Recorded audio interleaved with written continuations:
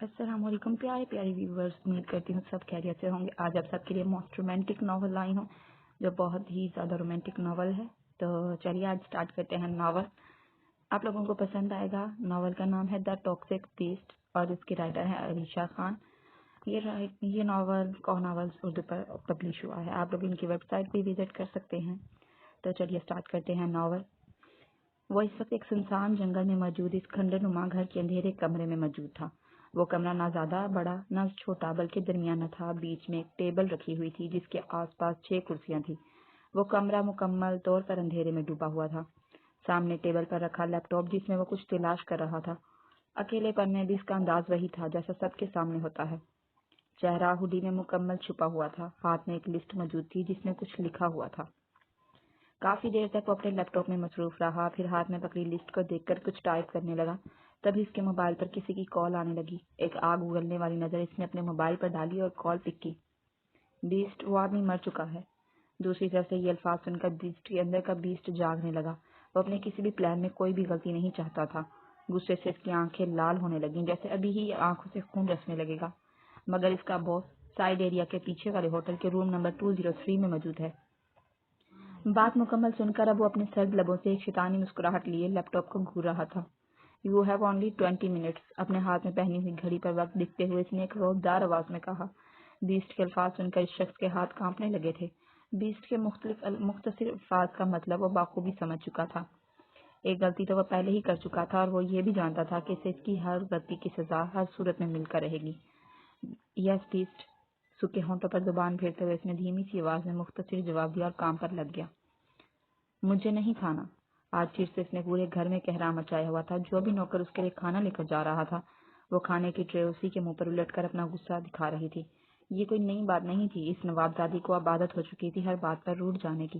ضد، اکڑ اور غصہ تو مانو جیسے اس کے اندر کوٹ کوٹ کر بھرا ہوا تھا۔ صاحب جی، ارش بی بی بہت غصے میں ہے۔ شفقت صاحب جو 2 ہفتوں پہلے ہی پاکستان آئے تھے اب واپس بیرون ملک جانے کی تیاری کر رہے تھے۔ نوکر کی آواز پر چونکے۔ تم سے کتنی بار کہا ہے چاہے کچھ بھی ہو جائے بنا اجازت اسٹڈی روم میں مت آیا کرو، سمجھ نہیں آتا تمہیں؟ بیچارہ نوکر جو پہلے اس بگڑی نوابزادی سے اپنی اچھی خاصی عزت افزائی کروا کر آیا تھا ایک بار پھر سے باتیں سننے پر خود کو دل میں کوسنے لگا۔ وہ صاحب، اس کے پسینے چھوٹنے لگے۔ پہلے تو کبھی اس کے مالک نے کسی بھی نوکر سے اس طرح بات نہیں کی تھی مگر اب شفقت صاحب اپنے رویے پر غور کرنے لگے اور پل بھر میں ایک نرم مزاج انسان کا روپ دھار گئے۔ خیر کہو کیا ہوا ہے، کیوں غصہ کر رہی ہے وہ؟ نوکر سر جھکائے کھڑا رہا جس پر وہ سمجھ چکے تھے کہ وجہ کیا ہے۔ انہوں نے ملازم کو اشارے سے باہر بھیجا اور اپنا سامان پیک کر کے اپنی اکلوتی لاڈلی بیٹی کو منانے کے لیے سیڑھیاں عبور کرتے ہوئے اس کے کمرے میں چلے گئے۔ آرو بیٹا، عرش کدھر ہو میری شہزادی؟ آہستہ سے کمرے کا دروازہ کھول کر جب وہ اندر آئے اور کمرے کا حال دیکھا تو اندازہ لگانے لگے کہ آج ان کی بگڑی شہزادی کا غصہ آج واقعی عروج پر ہے۔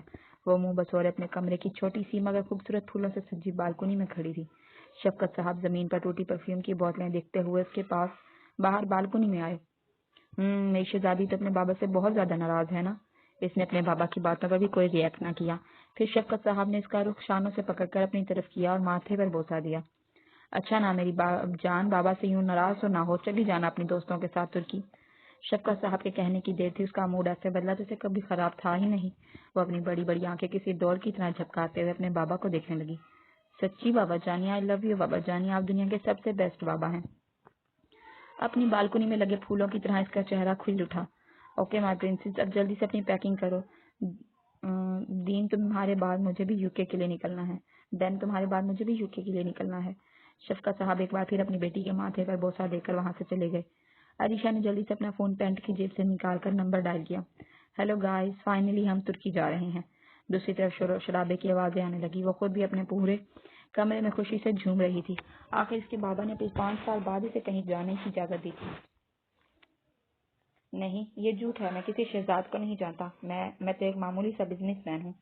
امپورٹ ایکسپورٹ کرنا میرا کام ہے اور کچھ نہیں۔ وہ آدمی ٹارچر روم میں موجود تھا جسے نوفل اس ہوٹل میں اسے اس طرح غائب کر کے لایا تھا جیسے گدھے کے سر سے سینگ۔ وہ آدمی مسلسل بڑبڑا رہا تھا۔ وہ بار بار اپنی صفائیاں دے رہا تھا۔ چل جھوٹے، تجھے میں نے خود اس انگریزن کے ساتھ عشق لڑاتے ہوئے دیکھا ہے۔ تو ہی ہے شہزاد شمیم۔ نوفل نے اس کی ٹین پر ہاتھ تھماتے ہوئے کہا۔ اس کی اس حرکت پر وہاں موجود لوگوں نے بامشکل اپنی ہنسی روکی۔ نہیں، میں کسی شہزاد شمیم کو نہیں جانتا، میں تو صفدر ہوں۔ वो हड़बड़ाया जबकि मुसलसल कुट खाने की वजह से उसकी सांस फूल रही थी। अबे चुप कर, तू सफदर नहीं बंदर है, वो भी दूसरों की डुगडुगी पर नाचने वाला। तुझे तो अब हम नचाएंगे। नौफिल इसकी बकवास सुन सुनकर थक चुका था, इसीलिए दोबारा बड़बड़ा कर बोला, क्यों जिगरो, हो जाए एक डांस। नौफिल खुद से कहकर अपने मोबाइल पर गाना लगाकर ठुमके मारने लगा। नौफिल बस करो, तुम हमेशा ऐसे ही किया करते हो। तुम्हें नहीं पता ये टॉर्चर रूम है। अगर बीस्ट को पता चला कि तुम इस शिकार के साथ मस्तियां भी कर रहे हो तो पता है ना कि वो तुम्हारा क्या हाल करेगा। महर जो कम से नौफिल के ड्रामेबाजियां देख रही थी, अब बोल पड़ी। इसकी बात पर वहां खड़े बासिम और रोहेल ने भी इत्तेफाक किया। क्या यार, एक तो तुम लोग ठीक से एंजॉय भी नहीं करने देते। अजीब बोरियत है भाई। एक तो इस टकले के साथ कुछ यादें खुशगवार बना रहा हूँ, ऊपर से तुम लोग होके हर बात पर शुरू हो जाते हो। नौफिल ने मुंह बनाते हुए कहा, जबकि कुर्सी पर बैठा आदमी ने बड़ी हैरत से देख रहा था। उफ नौफिल, तुम भी ना करने दो इस बेचारे को डांस। क्या तुम लोगों को नहीं पता, ये हमारे हर शिकार के साथ कोई ना कोई एडवेंचर जरूर करता है। ये इसका पसंदीदा काम है, आदत है अब इसको। बासिम को कभी कभी नौफिल की साइड में बोल दिया करता था, आज भी उसकी साइड लेने लगा। थैंक यू जाने मन। नौफिल ने एक अदा से बासिम को जाने मन कहकर मुखातिब किया, जिस पर महर घूर कर बासिम को फिर नौफिल को देखने लगी, जबकि हुरैन को हर बार की तरह इस बार भी नौफिल की बातें बेमकसद लग रही थी। चल बेटा उठ जा। हाथ तो इसके रस्सियों से बंधे थे जबकि पैर खुले हुए थे। नौफिल ने इसको खड़ा किया और अपने हाथ में मौजूद इलेक्ट्रिक लाइटर, जो शायद रोहेल का पसंदीदा हथियार था, इसको इस आदमी की पेट पर लगाया। इतना तेज शॉट लगने की वजह से वो तड़प उठा और जगह जगह उछलने लगा। इसकी इस हरकत पर नौफिल को तो बहुत मजा आ रहा था। बासिम और महर भी हंस पड़ी, मगर हुरैन और रोहेल बिल्कुल सीरियस अंदाज में खड़े थे और रोहेल नौफिल को गुस्से से देख रहा था। न जाने कब और कैसे नौफिल ने बिना पूछे इसका हथियार जो निकाल लिया था। अभी वो लोग नौफिल की हरकतें देखने में मसरूफ थे जब टॉर्चर रूम में लगे पीले बल्ब की रोशनी हरी हो गई। मतलब बीस्ट बिल्डिंग में आ चुका है। नौफिल ने इस आदमी को वापस जगह पर बिठाकर बांध दिया और रोहेल को इसका लाइटर दे दिया। इन सब की निगाहें इसी बल्ब पर थीं। वो इंतजार कर रहे थे इस बल्ब की रोशनी का रंग बदलने का, और अगले ही लम्हे इस बल्ब की रोशनी नीली हो गई। सब लोग अपनी अपनी जगह बिल्कुल सीधे होकर खड़े हो गए। जैसे ही बीस्ट टॉर्चर रूम में आया, बल्ब की लाइट का रंग बदलने लगा। बीच के आते ही सबकी नजरें इस पर मरकूज हो गईं। सबकी निगाहों का नजरअंदाज करते हुए मगरूराना चाल चलता अपनी निश्चय पर आ बैठा। इसका चेहरा अब भी हुडी में छुपा हुआ था। इसे जानते तो सब थे, मगर ये कोई नहीं जानता था कि बीस्ट दिखने में कैसा होगा। हाय, आज तो नेवी ब्लू रंग की हुडी पहनकर आया है, खड़ूस कहीं का। इसमें भी जुल्म ढा रहा है। नौफिल के मुंह से निकले अल्फाज पर वो काबू न पा सका, लेकिन ये भी जानता था इस बात की सजा भी मिलने वाली है। सब लोग नौफिल को घूर कर देखने लगे तो इसने दांत दिखाए। नाम क्या है तुम्हारा? कौन हो तुम, क्यों मुझे यहाँ लाए हो? नाम, इसने घुराते हुए फिर से पूछा, जिससे सामने बैठे शख्स डरते हुए कहने लगा, सफदर।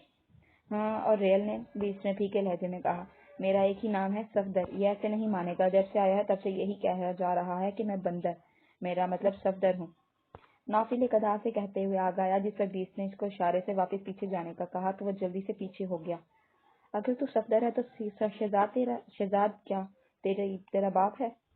बीस ने इस बार सख्त लहजे में कहा, जिससे वो कपकपाने लगा। क्या चाहते हो मुझसे? इसने डरते डरते पूछा। डिवाइस। बीस की बात का मतलब साफ था।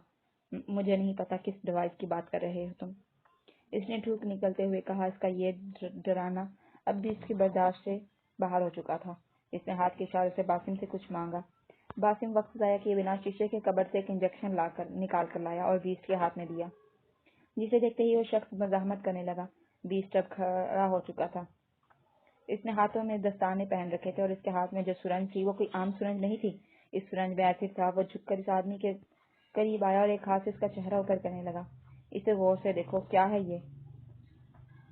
बीस ने अपनी आंखों में सुर्ख लाल तासरात लिए इस शख्स से पूछा, जिस पर इसने अपने सूखे होठों को जुबान पर तर्क करते हुए जवाब दिया, इंजेक्शन। बेहोशी का इंजेक्शन। बीस का चेहरा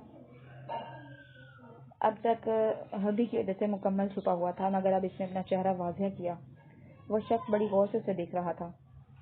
50% रॉन्ग, ये इंजेक्शन जरूर है मगर बेहोशी का नहीं, तेजाब का। बीस की बातें वो शख्स बड़ी गौर से सुन रहा था, जो इसने सर्द लहजे में कहे थे। बीस के कहने की देर थी जब बल्ब का रंग लाल हो जाने लगा। बीस अब बेहद गुस्से में आ चुका था। बीस ने इस आदमी का एक हाथ खोला और उसकी शहरक पर सुरंज रखी और देखते ही देखते पूरा एसिड इसकी शहरक में उतार दिया। अगले ही लम्हे इसके जिस्म की हर नस अजीब तरह से उभरकर जलने लगी। जहां जहां एसिड पहुंचता गया वहां वहां से इसकी खाल जलती गई। वो चीख रहा था, तड़प रहा था अजीब तरह से, मगर सामने खड़े शख्स को इसका यूं तड़पता सुकून दे रहा था। وہ اب بھی التجائی نظروں سے بیسٹ کو دیکھ رہا تھا، مگر وہ بیسٹ تھا، اس کے سینے میں دل نہیں تھا، ذہن سے اس کا دور دور تک کوئی تعلق نہیں تھا۔ نہ ظلم کیا ہوتا ہے، ظالم کسے کہتے ہیں، یہ کوئی سیٹ ہارٹ لیس انسان سے پوچھے۔ ڈکلا کہیں کا، مر بھی سکون سے نہیں رہا۔ نوفل نے اپنے کانوں پر ہاتھ رکھ لیے تھے، ٹارچر روم میں اس کی چیخیں گونج رہی تھی، وہ ایک مچھلی کی طرح تڑپ رہا تھا۔ بیسٹ نے خنجر کے ایک ہی وار سے اس کے جسم پر بندھی رسی کاٹ دی، وہ اب تڑپ تڑپ کر مر رہا تھا۔ زمین اس کے خون سے لال ہو چکی تھی، اس کا پورا چہرہ تیزاب کی وجہ سے جھلس چکا تھا، آنکھیں باہر آ چکی تھی، اب اس کے جسم میں صرف چند سانسیں باقی تھی۔ بیسٹ اب ایک بلیڈ پر زہر لگا رہا تھا اور اس کی آخری سانسیں گن رہا تھا۔ سب لوگ یہ منظر بڑی غور سے دیکھ رہے تھے۔ تھوڑی دیر پہلے جو شخص بالکل صحت مند انسان لگ رہا تھا، ابھی 5 منٹ کے اندر بیسٹ نے اس کو ایک جلا ہوا مردہ بنا دیا تھا۔ بیسٹ اب اس شخص کے قریب آ بیٹھا اور اس کے سینے پر دستانوں والے ہاتھ رکھ کر کچھ کھوجنے لگا۔ اس کا دل اب بھی دھڑک رہا تھا۔ بیسٹ نے ایک ہی وار سے اس کے دل کی طرف بلیڈ مارا اور اس کا دل اپنے ہاتھوں سے کھینچ کر کسی چمڑے کی طرح اس کے جسم سے الگ کیا۔ ہائے، آل ٹائمز مائی فیورٹ۔ نوفل بڑی دلچسپی سے یہ منظر دیکھ رہا تھا۔ بیسٹ نے اس کا دل نکال کر ہاتھ میں لیا اور اس کے سامنے ہی اس کا دل اپنے قدموں تلے روندنے لگا، جبکہ وہ تو مر چکا تھا، لیکن بیسٹ کا سب سے پسندیدہ کام تھا وہی یوں ہی اپنے ہر شکار کو ایک دردناک موت دے کر ان کا دل اپنے پیروں کے نیچے کھل چلتا تھا، تب جا کے اس کے سکون میں مزید اضافہ ہوتا۔ Start, you have 5.5 hours۔ اب بلب کی لائٹ سفید رنگ کی ہو چکی تھی۔ بیسٹ کے کہنے کی دیر تھی۔ روہیل اور باسم آگے بڑھ کر اپنے کام میں مصروف ہو گئے، جبکہ بیسٹ مہر کو اشارے سے اپنے پیچھے بلاتا ہوا وہاں سے نکل کر اپنے پرسنل روم میں چلا گیا۔ ترکی جانے کی خوشی میں وہ ساری رات جاگ کر پیکنگ کرتی رہی اور آخر رات کے 3 بجے اس کو نیند نے اپنی آغوش میں لے لیا۔ ابھی وہ دنیا جہاں سے بیگانی اپنے کمرے میں پرسکون انداز میں سو رہی تھی، تب کوئی کھڑکی کے ذریعے اس کے کمرے میں آیا۔ سلیپنگ بیوٹی، خود سے ہی سرگوشی کرتا ہوا وہ بیڈ کے پاس آ کر آیا۔ اس شخص کے جذبات جگا کر وہ خود کتنے سکون سے سو رہی تھی۔ مائی سلیپنگ بیوٹی۔ وہ اس کے اوپر جھکنے لگا اور ماتھے کو شدت سے چومنے لگا۔ اس معصوم سی لڑکی کو نیند میں خلل محسوس ہوا جو اس کے چہرے کے تاثرات سے واضح ہو رہا تھا۔ اس کے چہرے کے زاویے کو دیکھ کر اس پتھر دل شخص کے چہرے پر مسکراہٹ بکھرنے لگی۔ دنیا جہاں سے تھک ہار کر وہ سکون کی تلاش میں نہ جانے کتنے دنوں سے وہ یہاں آ رہا تھا۔ کچھ دیر تک وہ یوں ہی اس کے بازو پر سر رکھ کر لیٹا رہا، پھر کچھ سوچ کر وہاں سے اٹھا اور سائڈ ٹیبل پر رکھا موبائل اٹھا کر کچھ چیک کرنے لگا۔ اتنے دنوں میں پہلی بار اس نے اس کا موبائل اٹھایا تھا، جبکہ پاسورڈ اسے بہت اچھے سے پتا تھا۔ وہ سب سے پہلے پکچر دیکھنے لگا، مائی سلیپنگ بیوٹی۔ نہ جانے کتنی حسرتیں لیے وہ ہر ایک تصویر کو زوم کر کے دیکھ رہا تھا۔ تبھی اس نے واٹس ایپ کا رخ کیا، جہاں کئی میسیجز آئے ہوئے تھے، مگر اس نے ایک بھی میسیج سین نہیں کیا کیونکہ اسے اپنی سلیپنگ بیوٹی پر پورا بھروسہ تھا۔ مگر ایک جگہ آ کر اس کی آنکھیں کھلی رہ گئیں۔ ایسا کیسے ہو سکتا ہے؟ نہیں، تم میرے ساتھ ایسا نہیں کر سکتی، تم مجھ سے دور جا رہی ہو۔ پل بھر میں وہ تھوڑا اداس ہوا، لیکن اگلے ہی لمحے اس کے چہرے پر سخت تاثرات آنے لگے۔ وہ دنیا کے لیے پتھر دل تھا، مگر یہاں آ کر اس کا یہ پتھر دل نہ جانے کیوں پگھل جاتا تھا، لیکن آج اس کے اندر کا پتھر دل انسان یہیں پر جاگ اٹھا تھا۔ اس کمرے میں ہر چیز اپنی جگہ ترتیب سے رکھی گئی تھی، مگر اب جب اس شخص کو غصہ آنے لگا تو پل بھر میں ہر چیز کو غصے سے پھینکنے لگا۔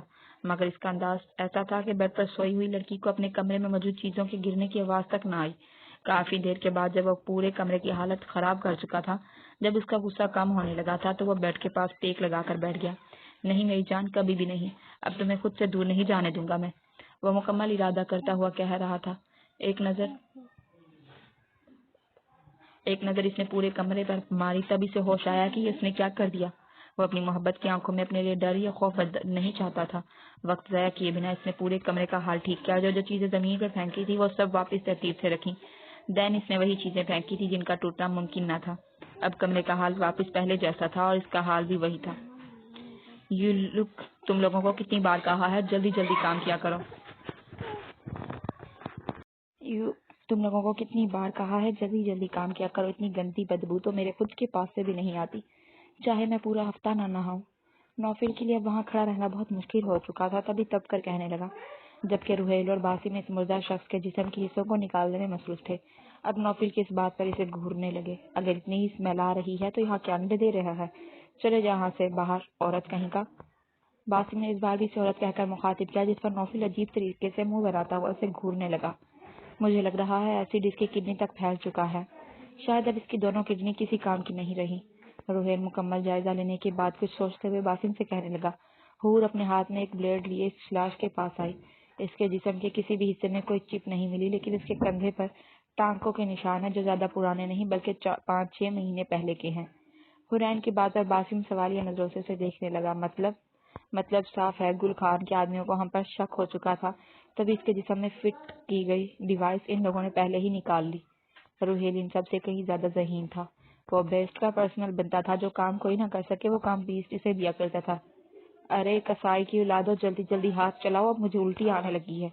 نوفل کی بات پر روہیل اور باسم ایک دوسرے کی طرف تیزی سے آنکھوں سے دیکھنے لگے، ٹیڑھی آنکھوں سے دیکھنے لگے، جبکہ نوفل کی زبان تب بند ہوئی جب اس نے حرین کو اپنی طرف گھورتا پایا تو دان دکھاتا ہوا وہ دوسری طرف منہ کر گیا۔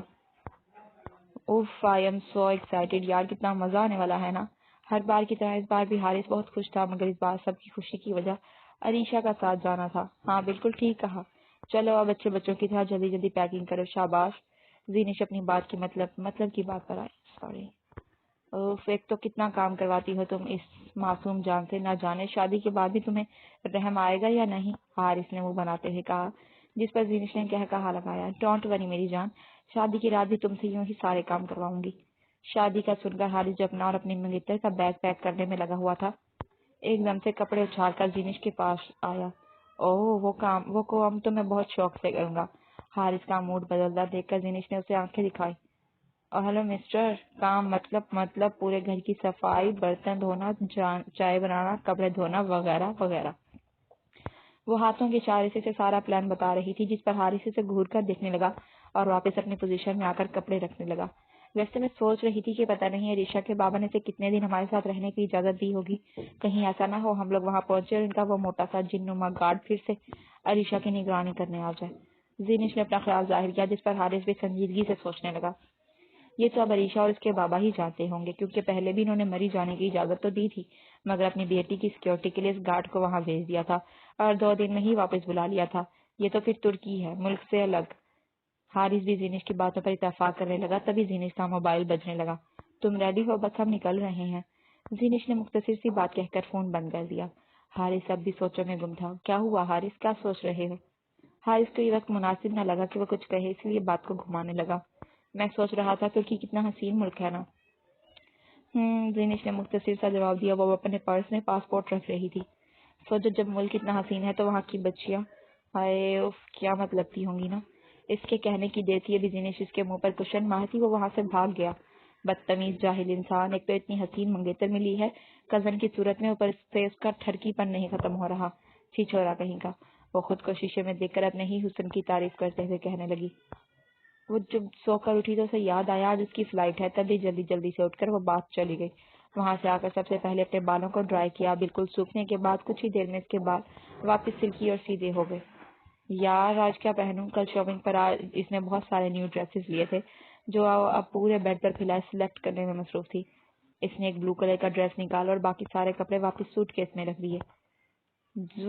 وہ شیشے کے سامنے کھڑی کپڑوں کو خود سے لگائے دیکھ رہی تھی جب اس کی نظر سامنے دیوار پر پڑی جہاں پرفیوم کی بوتل کے نیچے ایک چٹ رکھی ہوئی تھی۔ یہ کیا ہے؟ اس نے وہ چٹ کھولی جس پر صرف اتنا لکھا تھا، please don't leave me alone, please don't go. مائی کو کچھ سمجھ نہیں آ رہا تھا۔ پہلے بھی جب وہ اپنے دوستوں کے ساتھ مری ٹور پر جا رہی تھی تب بھی اسے اپنے کمرے میں ایسی ہی چٹ ملی تھی، مگر اسے لگا شاید کسی نے مذاق کیا ہو۔ مگر ایک بار پھر سے یہ سب ایک سیکنڈ سوری وہ کپڑے چینج کر کے ہلکا سا میک اپ کرنے لگی۔ اوکے آخر یہ ہے کون؟ ابھی وہ یہ سوچ ہی رہی تھی جب اس کا موبائل بجا۔ ہاں آرو بس 5 منٹ۔ اس چٹ کو ماہی نے موڑ کر ڈسٹ بن میں پھینک دیا اور جلدی سے کپڑے چینج کر کے ہلکا سا میک اپ کرنے لگی۔ وہ تو سادگی میں بھی بہت پیاری لگتی تھی، مگر اب جب ہلکا سا میک اپ کر کے ہٹی تو خود کو دیکھ کر ہی مسکرانے لگی۔ نیکسٹ روہیل سب لوگ بیسٹ کے آفس میں موجود تھے۔ روہیل کے سوال پر بیسٹ نے مختصر سے جواب دیا، کوڈ نمبر 12780۔ اس کی بات پر سب چونکے۔ واٹ بیسٹ، مطلب جس بندے کو ہم نے مار دیا وہ اس گنتی میں تھا ہی نہیں؟ باسم نے حیرانی سے پوچھا۔ وہ ہمارا شکار ضرور تھا مگر ان میں سے نہیں تھا، چپ اس کے پاس سے نہیں ملی۔ بیسٹ آنکھوں میں سخت تاثرات لیے اب بھی نوفل کو گھور رہا تھا، کیونکہ کل اس نے نوفل کو سزا دینی تھی، مگر اب اس کا ارادہ بدل چکا تھا۔ نواب بیسٹ اب کسی آدمی کو پکڑنا ہے۔ مہر سمجھ چکی تھی بیسٹ کا ارادہ، جب بھی پوچھنے لگی 12780۔ بیسٹ نے اس بار مختصر جواب دیا جس پر سب اسے حیرت سے دیکھنے لگے۔ مگر بیسٹ ہمیں کیا پتا کہ کون سی چپس کس بندے کے اندر فٹ ہے؟ کیا پتا ہمیں پہلی کے بجائے دوسری مل جائے؟ کوڈ نمبر کے حساب سے تھوڑا مشکل ہوگا یہ سمجھنا۔ روہیل نے اپنا اظہار خیال کیا۔ اس کی بات پر سب متفق تھے۔ جو چپ پہلے ہمارے ہاتھ لگی وہیں سے ہماری کاؤنٹنگ سٹارٹ ہوگی۔ 20 کا مطلب صاف تھا۔ وہاں کھڑے سب لوگوں نے سکون کا سانس لیا۔ تو 20 اب ہم جائیں؟ نوفل نے تھوک نکلتے ہوئے بڑی ہمت کر کے پوچھا۔ ہم نہیں، صرف تم اور حور۔ You have only 2 hours۔ 20 ہمیشہ سے ہی سب کو وقت دے دیا کرتا تھا اور اسے اپنا کام بھی مقررہ وقت پر مکمل چاہیے ہوتا تھا۔ اس کے دیے ہوئے وقت سے اگر 1 منٹ بھی زیادہ ہو گیا تو مطلب اس بندے کی شامت آ گئی۔ نوفل اس بات کا مطلب سمجھتا ہوا ایک الوداعی نگاہ وہاں کھڑے تمام لوگوں پر ڈال کر چلا گیا، جبکہ حنین بھی اس کے ساتھ ہی وہاں سے نکل گئی۔ اب 2 گھنٹے کے اندر انہیں چپ والے بندے کو ڈھونڈ کر 20 کے حضور پیش کرنا تھا۔ باسم اینڈ مہر، لیب میں جا کے آپریشن کی تیاری کرو۔ پہلی بات 20 نے کسی کی بات مانی تھی۔ باسم نے اس سے پہلے بھی 2 بار کہا تھا کہ ہاسپٹل میں کسی کو ہارٹ کی ضرورت ہے، مگر اس نے ہمیشہ وہی کیا جو اسے ٹھیک لگا۔ وہ ہمیشہ اپنے شکار کو الگ الگ طرح کی اذیتیں دے کر موت کے گھاٹ اتارتا تھا اور بعد میں اس کا دل نکال کر اپنے پیروں تلے کچل دیتا۔ پھر روہیل اور باسم مل کر اس مردہ شخص کے گردے، آنکھیں اور جن چیزوں کی ہاسپٹل والوں کو ضرورت ہوتی تھی وہ وہاں ڈونیٹ کر دیتے تھے۔ آج نہ جانے کس طرح اس نے اپنے غصے کو قابو کر کے ہارٹ کو ڈونیٹ کرنے کا ارادہ کیا تھا۔ باسم اور مہر 20 کا حکم ملتے ہی خوشی سے وہاں سے چلے گئے، جبکہ روہیل اب بھی منہ لٹکائے وہاں کھڑا تھا۔ بہت وقت ہو گیا گل خان کو کوئی سرپرائز نہیں دیا۔ 20 کچھ سوچتا ہوا ایک پین کی نب سامنے پڑی کاپی میں گاڑ رہا تھا، جس پر روہیل سمجھ چکا تھا کہ وہ کیا کہنا چاہ رہا ہے۔ تو مطلب گل خان کی ترکی والی فیکٹریاں؟ وہ 20 تھا، اسے سب کی خبر ہوتی تھی، کس کی زندگی میں کیا چل رہا ہے، کون کس چکر میں ہے، کون کیا کرنے والا ہے، سب کچھ وہ روہیل کو اشارہ دے چکا تھا۔ باقی کام روہیل کا تھا، جبکہ روہیل دل ہی دل میں سکون محسوس کر رہا تھا۔ وہ لوگ ترکی کے لیے نکل چکے تھے۔ اس وقت وہ لوگ جہاز میں موجود تھے۔ ہر 2 سیٹوں پر 2 کپلز نظر آ رہے تھے۔ حارث اور زینش بھی ساتھ والی سیٹ پر بیٹھے ہوئے تھے۔ عریشہ اور ماہی بھی ایک ساتھ بیٹھے ہوئے تھے، جبکہ ہارون کسی اور لڑکی کے ساتھ والی سیٹ پر بیٹھا ہوا تھا۔ وہ بار بار عریشہ کو التجائی نظروں سے دیکھ رہا تھا، جس پر عریشہ اس کا مذاق بنا رہی تھی۔ بیٹھو بیٹھو، بہت شوق ہے نا تمہیں لڑکیوں سے چپکنے کا؟ اس بار حارث نے ہارون کو چھیڑا، جس پر ہارون اسے گھور کر دیکھنے لگا۔ ماہی بیچاری کو اس بیچارگی منہ والے پر رحم آ رہا تھا۔ وہ ایئر ہوسٹس سے بات کر کے ہارون کو اپنی سیٹ پر بلانے لگی اور خود اس لڑکی کے ساتھ بیٹھنے کے لیے اٹھی۔ تبھی پلین میں جھٹکا لگا۔ سب لوگ پریشان ہو گئے۔ ماہی کھڑی ہوئی تھی، جبکہ خود کو سنبھال نہ پائی اور پیچھے والی شخص پر بیٹھے شخص پر جا گری۔ اگر وہ اسے نہ سنبھالتا تو وہ نیچے گر جاتی۔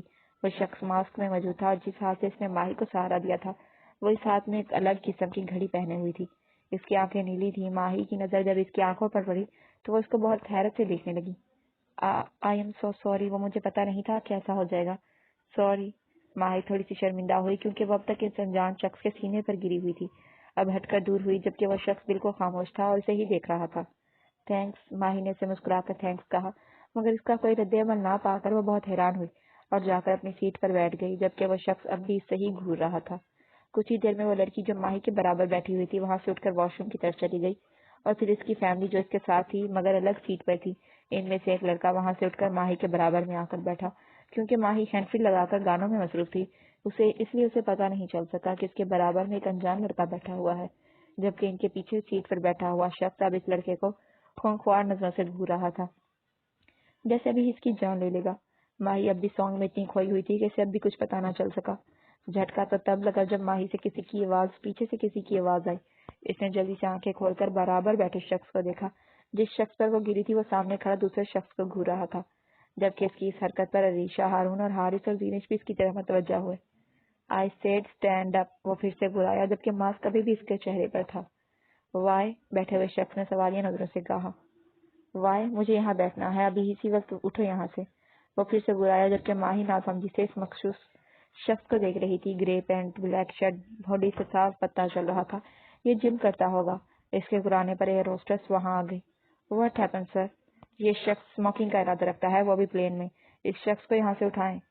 وہ بھی بہت ہوشیار تھا، نہ جانے کب اس نے اس شخص کے پاکٹ میں سگریٹ کی ڈبی رکھ دی تھی۔ ایئر ہوسٹس نے فوراً عمل کرتے ہوئے شخص کی پاکٹ چیک کی اور سگریٹ نکال کر اسے گھورنے لگی اور اس کو اس کی پہلی والی جگہ پر بھیج دیا۔ وہ لڑکی جو یہاں بیٹھی ہوئی تھی اسے پیچھے والی سیٹ پر، اور جو شخص کھڑا ہوا تھا اسے ماہی کے برابر میں بٹھا دیا، جبکہ ماہی اسے بہت حیرت سے دیکھنے لگی۔ وہ شخص بولا تو کچھ نہیں، بس چپ چاپ بیٹھا رہا۔ اسے کہنا بھی کیا تھا، وہ اپنے مقصد میں کامیاب ہو چکا تھا۔ کیا مطلب شہزاد شمیم ان کے ہاتھ لگ چکا تھا۔ وہ لوگ اپنے اس محل نما گھر کے گارڈن میں بیٹھے سگریٹ نوشی کر رہے تھے۔ ان میں سے ایک بولا، جبکہ دوسرا پرسکون بیٹھا کش لگا رہا تھا۔ یہ آخر بیسٹ چاہتا کیا ہے، اور جو بات کسی کو نہ پتہ چل سکی وہ بیسٹ کو کیسے پتہ چل گئی؟ اب گل خان ہم پر بھی شک کرے گا، اور یقیناً وہ انسپیکٹر رضوان سے ملا ہوا ہوگا۔ تبھی شہزاد شمیم پکڑا گیا۔ اس نے دوبارہ سے کہا، جبکہ دوسرا شخص جو کش لگا رہا تھا سگریٹ کو ایش ٹرے میں ڈالتے ہوئے ٹیک لگانے لگا اور آنکھیں بند کر کے مخاطب ہوا، چاہے جو بھی ہو مگر بیسٹ ہم سے بہت آگے ہے۔ میں نے اپنے آدمیوں کو اسی وقت شہزاد شمیم کے پیچھے لگا دیا تھا جب مجھے اس پر شک ہوا تھا۔ تو اب ہمیں کیا کرنا چاہیے؟ کیا یوں ہی بیٹھ کر بیسٹ کے اگلی وار کا انتظار کریں یا پھر گل خان کی دھمکیوں کا سامنا کریں؟ پہلے والا شخص اب بھی بہت پریشان تھا۔ ہمیں اب کسی کو خریدنا ہے۔ کس کو؟ اس شخص کو اب بھی پرسکون دیکھ کر وہ جلدی سے پوچھنے لگا، پہلے انسپیکٹر رضوان کو اور پھر بیسٹ کو۔ کچھ سوچتے ہوئے اس نے اپنی بات مکمل کی اور دوبارہ سے دوسری سگریٹ نکال کر کش لگانے لگا۔ تمہارا دماغ تو ٹھیک ہے نا؟ تم جانتے بھی ہو کس کے بارے میں بات کر رہے ہو؟ وہ بیسٹ ہے۔ وہ تمہارے اس محل نما گھر میں موجود 400 گارڈز کی موجودگی میں بھی یہاں آسانی سے آ سکتا ہے اور ہم کچھ نہیں کر پائیں گے۔ وہ ڈرتے ہوئے بولنے لگا، جبکہ اس شخص کو غصہ آ رہا تھا۔ پرسکون رہو اور انتظار کرو میرے اگلے وار کا۔ اس کا بس نہیں چل رہا تھا وہ سامنے بیٹھے شخص کا منہ توڑ کر ہاتھ میں دے دے، مگر وہ کر بھی کچھ نہیں سکتا تھا۔ وہ امیر دولت مند آدمی سامنے بیٹھے شخص کے سامنے اب بھی فقیر ہی تھا۔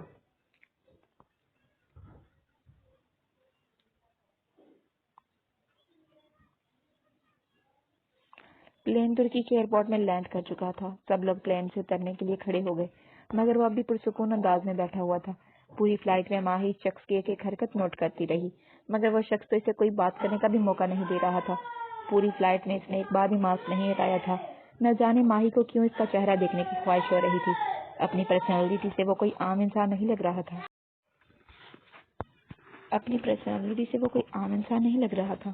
ابھی وہ یہیں بیٹھی سوچ رہی تھی جب عریشہ نے اسے ہوش دلایا، ماہی، کیا اب ساری زندگی یہیں بیٹھے رہنا ہے؟ چلو یار۔ عریشہ کی آواز پر وہ چونکی اور جلدی سے اپنا بیگ لیے وہاں سے اٹھ کر جانے لگی، مگر پلٹ کر اس شخص کو دیکھنا نہ بھولی۔ اور جب اس نظر اس شخص پر پڑی تو وہ شخص بھی ماہی کو ہی دیکھ رہا تھا، جس پر ماہی منہ میں بڑبڑائی، ہاں اب کیا فائدہ؟ منہ بناتی ہوئی وہاں سے چلی گئی، جبکہ اس کے ہونٹوں کے زاویے سے وہ شخص اندازہ لگا چکا تھا کہ وہ کیا بڑبڑا کر گئی ہے۔ بے ساختہ اس کے چہرے پر مسکراہٹ آئی۔ وہ لوگ ایک ہوٹل میں ٹھہرے ہوئے تھے۔ اسی ہوٹل میں روہیل بھی تھا۔ روہیل نے بیسٹ کو کال کر کے اپنے پہنچنے کی اطلاع دے دی تھی۔ اسے کل صبح سے کام شروع کرنا تھا، مگر آج وہ بالکل فارغ تھا۔ پہلے وہ نہا کر کچھ دیر آرام کرنے لگا، پھر کچھ سوچتے ہوئے وہی ماسک لگا کر باہر نکلا اور اس کا روم تلاش کرنے لگا۔ اوف یار، میں کیا بتاؤں، میں تو بھول ہی گئی اس منتھ میرا برتھ ڈے ہے۔ اوہ سو سیڈ۔ عائشہ خود ہی خود بولتی جا رہی تھی، جبکہ ماہی، زینش اور حارث اس کی حرکتوں پر بامشکل اپنی ہنسی دبا رہے تھے۔ وہ ہمیشہ سے ایسی ہی تھی، کبھی تو اسے اتنا غصہ آتا تھا کہ کسی کا سر کب پھاڑ دے کچھ پتہ ہی نہ چلے، اور کبھی کبھی بورنگ مومنٹ میں بھی وہ ہنسی کی وجہ بن جاتی تھی۔ کوئی بات نہیں یار، ویسے بھی ہم سب کو یاد تھا، اور ہاں ڈونٹ وری، ہم لوگ تمہارا برتھ ڈے یہیں سیلیبریٹ کریں گے، ماہی نے اسے پیار سے سمجھایا۔ ماہی ہی اسے سمجھ سکتی تھی، اسے جانتی تھی، وہ ہمیشہ ہی اس کے ساتھ رہتی تھی۔ اے بیسٹی، تمہیں ایسا کیوں لگتا ہے کہ ہمیں کچھ یاد نہیں تھا؟ ہم سب جانتے تھے، اور اسی لیے ہی ہم تمہیں یہاں لے کر آئے ہیں۔ ہارون عریشہ کے قریب آ کر بیٹھا، جس پر عریشہ اسے حیرت سے دیکھنے لگی۔ مطلب تم سب کی سازش تھی، تم سب کو پتا تھا، نہ جانے وہ اس بات پر اتنی پریشان کیوں ہو رہی تھی؟ اس میں اتنا پریشان ہونے والی کون سی بات ہے؟ ضروری ہے کہ تم اپنا برتھ ڈے پاکستان میں ہی مناؤ؟ اس بار ہم ترکی میں پاکستان سے بھی اچھے والا سیلیبریشن کریں گے۔ ہارون نے اسے اس کو سمجھانے کی کوشش کی، مگر وہ کچھ سوچوں میں گم ہو چکی تھی۔ کیسے؟ آخر کیسے وہ تمہارے ہاتھوں سے نکل گیا؟ کیسے؟ بیسٹ پہلے ہی کسی بات کو لے کر شدید غصے میں تھا۔ اب حرین اور نوفل کی بات سن کر اس کا دماغ آگ کے گولے کی مانند ہو گیا۔ وہ بیسٹ ہمارے پہنچنے سے پہلے ہی دوسرے ملک کی فلائٹ پکڑ چکا تھا، نوفل نے اپنی بڑھتی ہوئی غفلت کو چھپاتے ہوئے کہا، مگر سامنے بھی بیسٹ تھا۔ وہ اپنے پلان نمبر 2 پر عمل کرتا ہوا ان دونوں کے سامنے غصے سے ہاتھ باندھے نظریں ان کے چہرے پر گاڑ رہا تھا۔ پلان نمبر 2، یہ لاسٹ چانس ہے۔ نوفل کے تو پیر ہی کانپنے لگ گئے تھے، مگر اب اس نے کوئی غفلت برتی تو وہ جانتا تھا تمام سزاؤں سے ہٹ کر اسے جو سزا ملنے والی ہے اس کے بعد وہ اپنی پہچان ہی کھو بیٹھے گا۔ گو، بیسٹ کی آواز پر پورے آفس میں گونج رہی تھی۔ نوفل اور حرین وقت ضائع کیے بغیر وہاں سے باہر بھاگے، گاڑی سٹارٹ کی اور اپنے اگلے ٹارگیٹ کی طرف روانہ ہو گئے۔ یہ ایک سنسان جگہ تھی، یہاں ہر کوئی نہ تو آسانی سے آ سکتا تھا نہ جا سکتا تھا۔ بیس نے اس جگہ کا بہت پہلے سے ہی پتہ لگا لیا تھا، اور اب یہ کام بیس نے روہیل کے بجائے ان دونوں کو دیا تھا، لیکن کچھ سوچ کر ہی دیا ہوگا۔ اوف، کتنی گندی اسمیل آ رہی ہے، نوفل نے اپنی ناک پر ہاتھ رکھتے ہوئے کہا۔ وہ لوگ کھنڈر نما فیکٹری میں موجود تھی، وہ سالوں سے بند تھی، وہاں کوئی آتا جاتا نہیں تھا۔ لوگ کہتے تھے وہاں جو جاتا ہے وہ پلٹ کر واپس نہیں آتا، مگر بیسٹ وہ پہلا شخص تھا جو وہاں نہ جانے کتنی بار اپنے مقصد کے لیے جا چکا تھا۔ نہ صرف جاتا تھا بلکہ وہاں سے بہت سی ٹھوس ثبوت بھی اپنے ساتھ لایا تھا، اور کسی کو کانوں کان اس بات کی خبر نہیں ہوتی تھی۔ تمہارے پاس سے ہی آ رہی ہوگی، نہائے جو نہیں تم ہفتوں سے، حورین نے اسے گھورتے ہوئے کہا، جس پر نوفل نے اسے منہ بناتے ہوئے دیکھنے لگا۔ ارے ارے بس کر دو، تم تو مجھے صدا کا گدھا انسان سمجھتی ہو۔ بیٹا رومانس پرفیوم لگاتا ہوں میں، سمجھی، اور ایک دن میں 5 بار نہاتا ہوں میں، اتنا تو ہمارا وزیر اعظم بھی نہیں نہاتا ہوگا۔ وہ بھی نوفل تھا، رج کر صفائیاں دینا وہ اچھے سے جانتا تھا۔ جسٹ شٹ اپ، اگر تمہاری وجہ سے یہ بندہ بہار سے نکل گیا نا تو میرا تو پتہ نہیں، مگر تمہارا انجام اچھے سے جانتی ہوں میں۔ حورین نے اس کی بکواس سن کر اس بار بھی اسے ذلیل کرنے لگی۔ یہاں کچھ مردہ بچوں کو رکھا جاتا تھا، نہ جانے کس طرح سے ان معصوم بچوں پر ظلم کیے جاتے تھے۔ یہ جگہ دیکھنے میں ہی خوفناک لگ رہی تھی۔ یہ گل خان کے آدمیوں کا اڈا تھا، اس کے علاوہ بھی نہ جانے کتنے اڈے تھے ان کے جہاں بچوں کو لایا جاتا تھا۔ ابھی وہ لوگ تھوڑی ہی آگے آئے تھے جہاں ایک کمرہ بنا ہوا تھا، ان کا شکار اسی کمرے میں موجود تھا۔ اب وہ لوگ جانتے تھے انہیں کرنا کیا ہے۔ ان دونوں نے پلان کے مطابق پہلے انسپکٹر رضوان کو کال لگائی اور دوسری طرف سے کال اٹینڈ بھی ہو گئی۔ ہیلو، انسپکٹر رضوان اسپیکنگ۔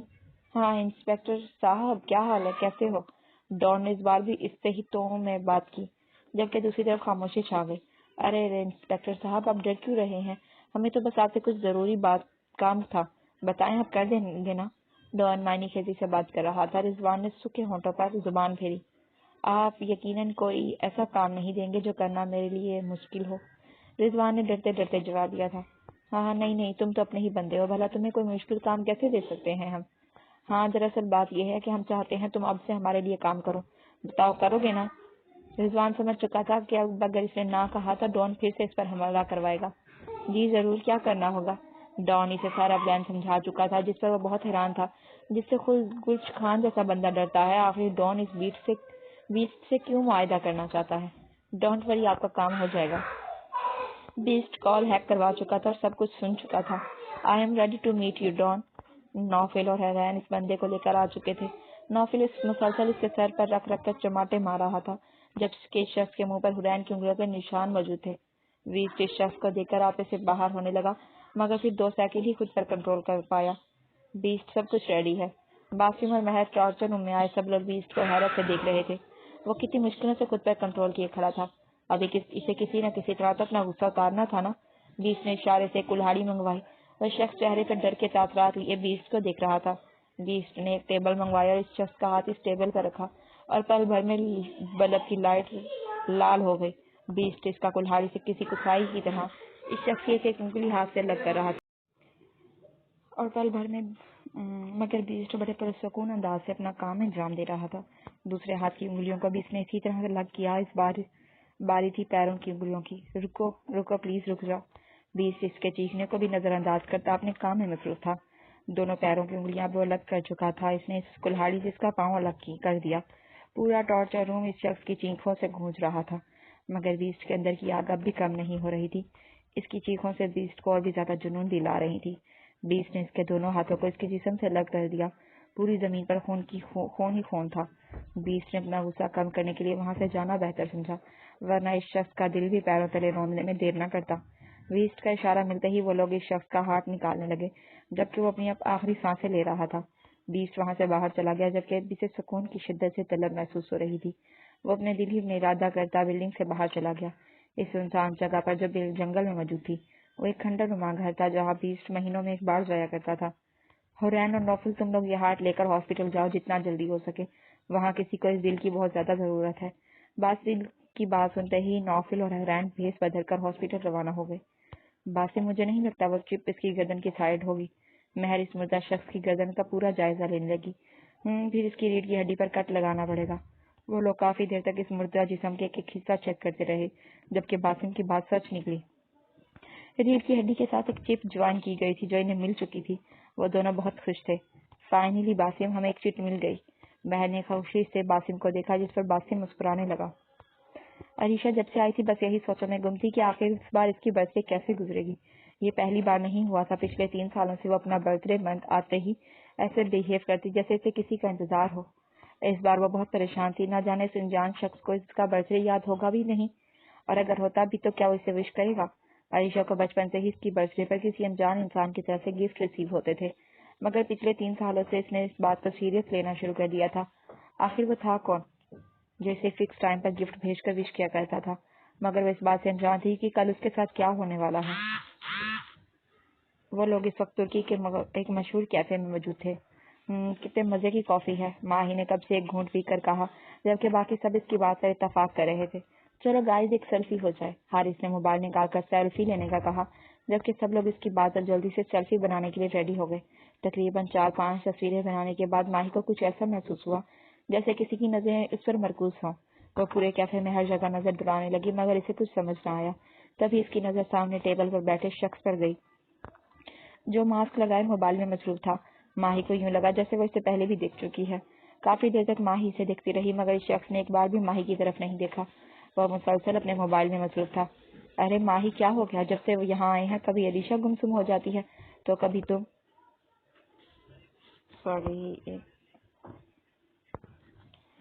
آخر بات کیا ہے؟ زینش نے سوالیہ نظروں سے ماہی کو دیکھا، جس پر ماہی ایک دم سے اس کی طرف ناسمجھی سے دیکھنے لگی۔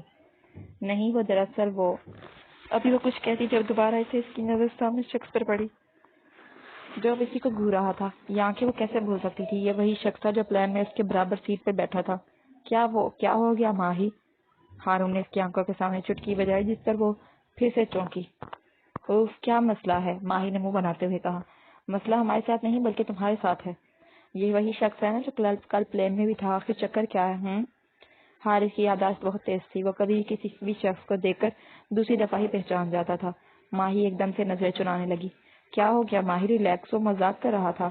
ماہی کی نظریں جھکی دیکھ کر زینش نے حارث کو گھورا تو وہ ایک دم سیدھا ہو کر بیٹھ گیا۔ ماہی نے جب دوبارہ اس شخص کی طرف دیکھا تو وہ وہاں تھا ہی نہیں۔ اس نے دل میں خود سے کہا، کہاں چلا گیا؟ ابھی تو یہیں تھا۔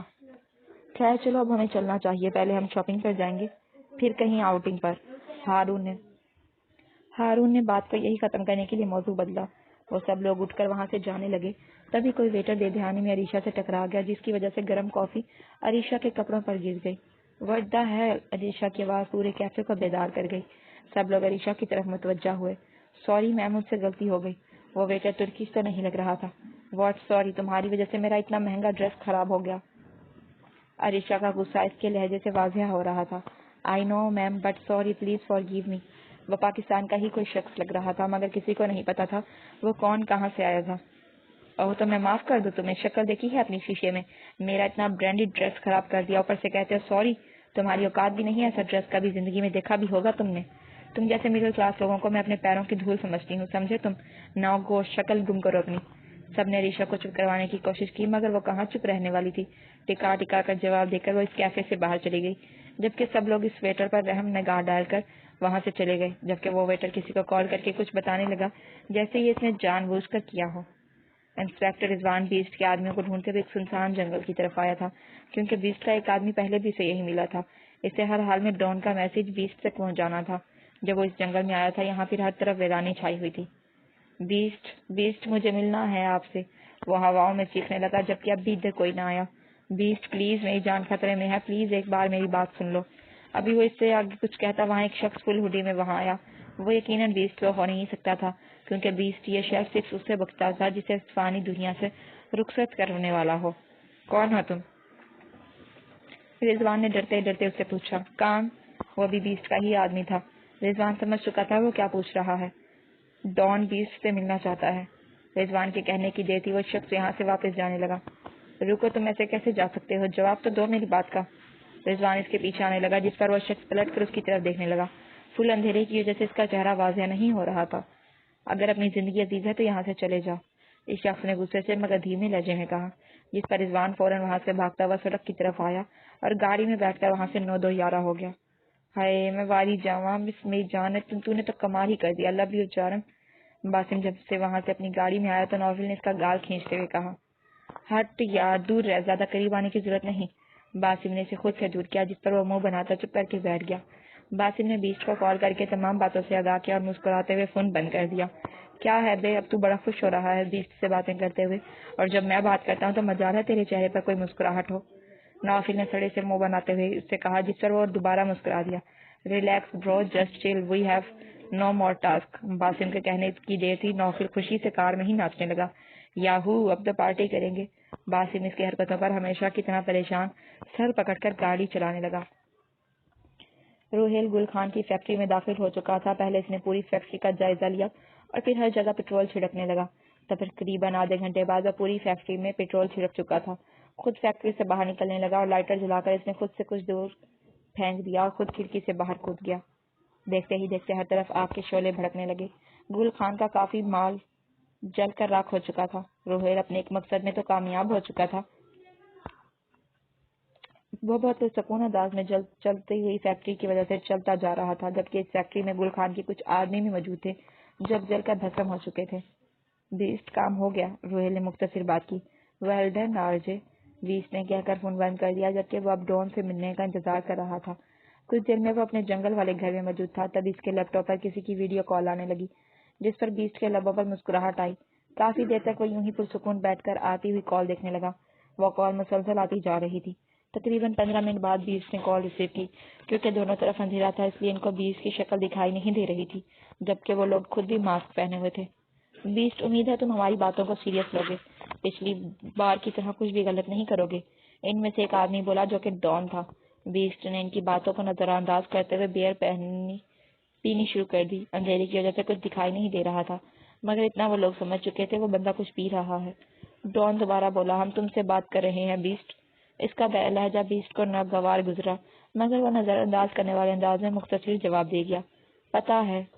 डॉन को इसका ये अल्फाज तमाचे की तरह लगा। वो इस बात पर बुराया, तो जवाब दो ना हमें।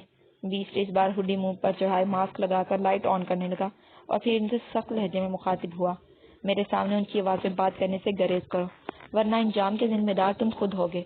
बीस्ट ने आंखों में सख्त तासरात लिए इन्हें घूरा। डॉन वैसे तो दुबई का सबसे बड़ा डॉन था, मगर बीस्ट की एक धमकी पर बीस्ट की आंखों में खून देखकर डॉन फीका पड़ गया। मेरा ये मतलब नहीं था बीस्ट, काम की बात करो। बीस्ट ने आंखों में सर तासरात लिए कहा, जबकि लहजा भी सख्त था। हमारे साथ काम करोगे? मेरा मतलब हम तुम्हारे साथ काम करना चाहते हैं। हम दोनों मिलकर गुल खान को शिकस्त देंगे। गुल खान को शिकस्त देना बीस्ट का बाएं हाथ का खेल है। इसके लिए तुम्हारी जरूरत नहीं, और अभी तुम्हारी इतनी औकात नहीं कि तुम बीस्ट के साथ काम करोगे। बीस्ट के अल्फाज डॉन को तीली लगा गए तो वह अजीब अंदाज में सर इधर से उधर घुमाने लगा। और कुछ? बीस्ट, आखिरी बात पूछ रहा हूँ, क्या हमारे साथ कमिटमेंट करोगे? देखो, ये काम तुम्हारे और मेरे दोनों के लिए आसान हो जाएगा। डॉन के अंदाज से लग रहा था जैसे वो बीस्ट को चांस दे रहा हो, मगर वो भी बीस्ट था, दूसरों को चांस देता था, ना कि खुद किसी के चांस पर चलता था। हाँ, मुझे मुश्किल काम पसंद है, एग्जैक्ट, बीस्ट ने सख्त लहजे में कहा। कॉल ड्रॉप कर दी। कॉल बंद होते ही डॉन बहुत भयानक अंदाज में चिल्लाया। इसकी चीख पूरे मेंशन में गूंज रही थी। अब क्या करोगे? हाँ, अब तो बीस्ट ने फिर से मुंह फेर लिया। दूसरे शख्स ने इसके गुस्से की परवाह किए बिना कहा, हाँ, बंद करो अपनी बकवास। बीस्ट ना सही तो गुल खान ही सही, मगर मुआयदा करके रहूंगा। बीस्ट के साथ मिलकर गुल खान को शिकस्त ना दे सका तो क्या हुआ? गुल खान के साथ मिलकर बीस्ट को तबाह बर्बाद कर दूंगा, मैं समझे तो। वो फिर से चीखने लगा और सामने पड़ी शराब की बोतलों को हाथ मारकर गिराता हुआ वहां से चला गया। ये हम सबको बर्बाद करके ही छोड़ेगा।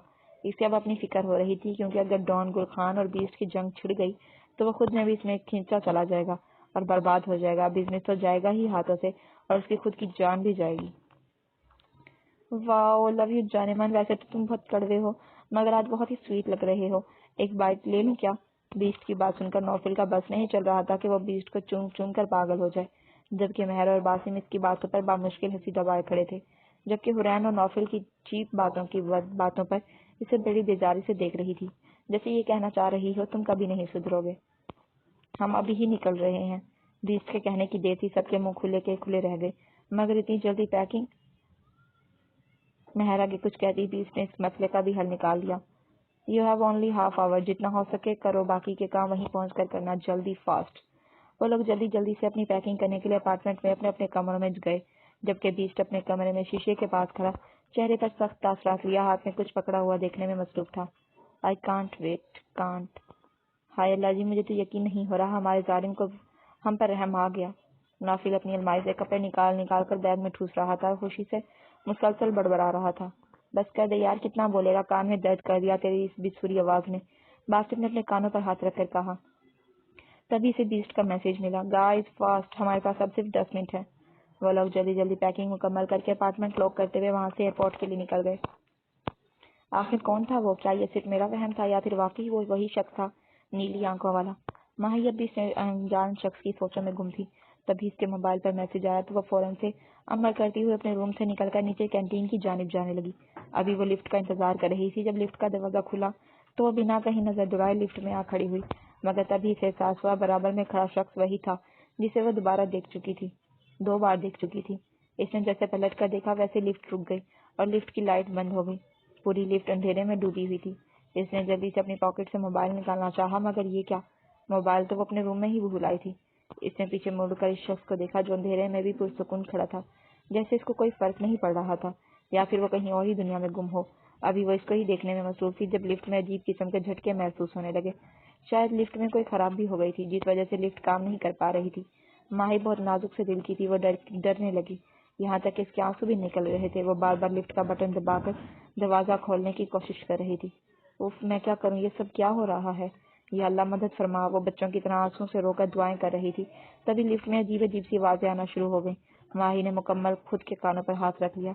तभी पीछे खड़े शख्स ने इसे अपने हिसार में लिया, क्योंकि माही को इस वक्त डर के अलावा कुछ भी समझ नहीं आ रहा था। जब वही शख्स की बाहों में पनाह लेने लगी और इसकी शर्ट को अपनी मुट्ठियों में दबोचकर मजबूती से पकड़ने लगी। तकरीबन 15 मिनट तक वो यूं ही इस मास्क वाले शख्स के सीने से लगी रही, मगर फिर जब लिफ्ट की लाइट चली तो इसे होश आया और वो यकदम उससे दूर हुई, जिस पर वो शख्स इसे आंखें छोटी करता हुआ देखने लगा। Thanks again. वो फिर से बाहर जाने लगी, मगर सिर्फ लाइट ऑन हुई थी। लिफ्ट अब भी खराब थी। लिफ्ट का दरवाजा भी नहीं खुल रहा। क्या आप मेरी हेल्प कर सकते हैं? माही ने इसकी सिर्फ इल्तिजाई नजरों से देखा, मगर अभी लिफ्ट में अजीब सी मूवमेंट होने लगी। बस इसे समझ आ चुका था ये शख्स उसकी इतनी ही हेल्प कर सकता है, इसको डर से बचाकर अपनी बाहों में पनाह दे सकता है। वो फिर से डरने लगी, फिर दोबारा से इस शख्स की बाहों में भर लिया और इस बार वो शख्स इसे सुकून दे रहा था। इस शख्स ने मास्क हटाया, मगर लाइट फुल बंद होने की वजह से इसका चेहरा वाज़ेह नहीं आ रहा था, क्योंकि माही की अब सांस रुकने लगी थी। पल भर में इस शख्स ने माही के होंठों पर अपने होंठ रख दिए। वो शायद इसे सांस लेने में मदद करना चाहता था। माही अब भी इसकी शर्ट को मजबूती से थामे हुई थी।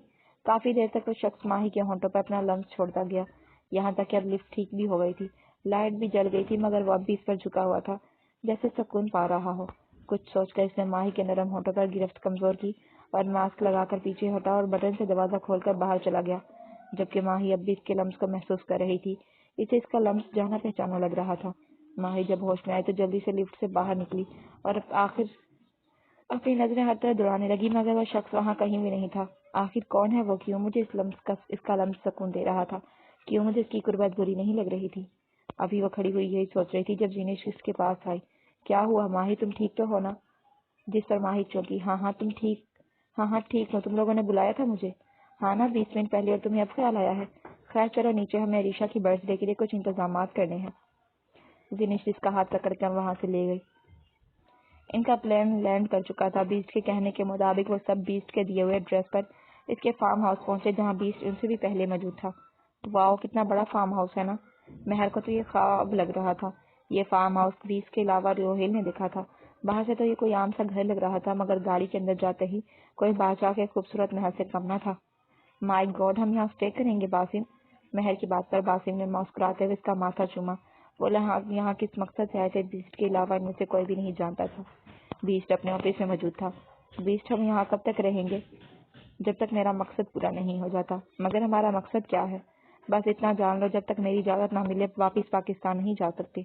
बीस्ट का मतलब साफ साफ, जिस मकसद से यहाँ आया था उसका मकसद वो किसी को भी बताना नहीं चाहता था। फर्स्ट फ्लोर में तुम लोगों के रूम्स हैं। बीस्ट का इशारा मिलते ही वो लोग सामान लिए फर्स्ट फ्लोर पर चले गए, जबकि बीस्ट पता नहीं किन सोचों में गुम हो गया। फिर कुछ देर बाद इसने मोबाइल उठाकर किसी को कॉल की। रूहेल अपने कमरे में आकर तेज तेज सांसें ले रहा था। कुछ भी समझ नहीं आ रहा था ये किस तरह का नशा था। अभी वही सोचों में गुम था जब इसका मोबाइल बजने लगा। ओके बीस्ट, मैं आता हूँ। मोबाइल वापस जेब में रखकर वो वहां से बाहर चला गया। कुछ ही देर में वो बीस्ट के फार्म हाउस पर मौजूद था। बीस्ट, ये कैसे मुमकिन है? ऐसे तो बहुत प्रॉब्लम हो सकती है। अगर डॉन गुल खान के साथ मिल गया तो तुम जानते हो ना कितने मासूमों की जान चली जाएगी। रूहेल को जिस बात का डर था बीस्ट ने उसी बात से उससे आगाह कर दिया। वो नहीं जानता हम कहाँ हैं, लेकिन अगर उसे पता चल गया कि हम यहाँ हैं तो किसी की भी फिक्र किए बिना हम पर वार करेगा, और इसमें ना सिर्फ कोई और बल्कि इंस्पेक्टर रिजवान भी मारा जाएगा, और फिर इसकी फैमिली। आगे बीस्ट कुछ कहता, रूहेल के चेहरे के तासरात बदल चुके थे, जिस पर बीस्ट को मजीद गुस्सा आने लगा। वो उठकर रूहेल के पास आ गया।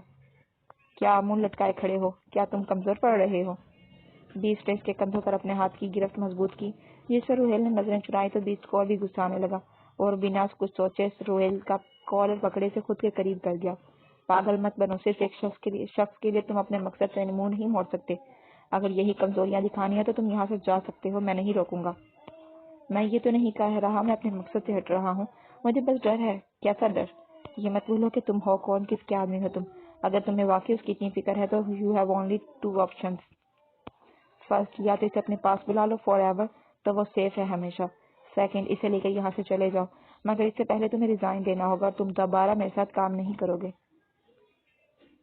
روہیل اپنی جان تو دے سکتا تھا مگر بیچ کا ساتھ کبھی بھی نہیں چھوڑ سکتا تھا, اس لیے اس نے پہلا آپشن چوز کیا. وہ تھوڑا مشکل تو تھا مگر اس سے روہیل کا ہر ڈر دور ہو جاتا. وہ پرسکون رہتا, نہ کہ ہمیشہ ٹینشن میں. بیچ نے اسے سمجھا کر وہاں سے بھیج دیا, جبکہ اب خود کچھ سوچ کر مسکرا رہا تھا. روش, تم ریڈ کلر کا ڈریس پہننا, بہت سوٹ کرے گا تم پہ. ہارون نے عریشہ کے روم میں بکھرے ہوئے کپڑوں کو سائڈ پہ کرتے ہوئے کہا, جبکہ عریشہ تو پھر عریشہ تھی, وہ کہاں کسی کی سنتی تھی. اس نے بلیک ہی ڈریس نکالا. آج اسے کسی کا شدت سے انتظار تھا, اسے بس رات کا انتظار تھا, پھر اس کا یہ انتظار ختم ہونے والا تھا. میں بلیک میکسی ہی پہنوں گی, دیٹس اٹ. عریشہ نے بلیک میکسی خود سے لگا کر دیکھی. خیر, یہ بھی تم پر بہت اچھی لگ رہی ہے, بالکل ڈال لگ رہی ہو اس میں تم, ہارون نے آنکھ مارتے ہوئے کہا, جس پر عریشہ نے اسے کمرے سے نکال کر لاک کر دیا.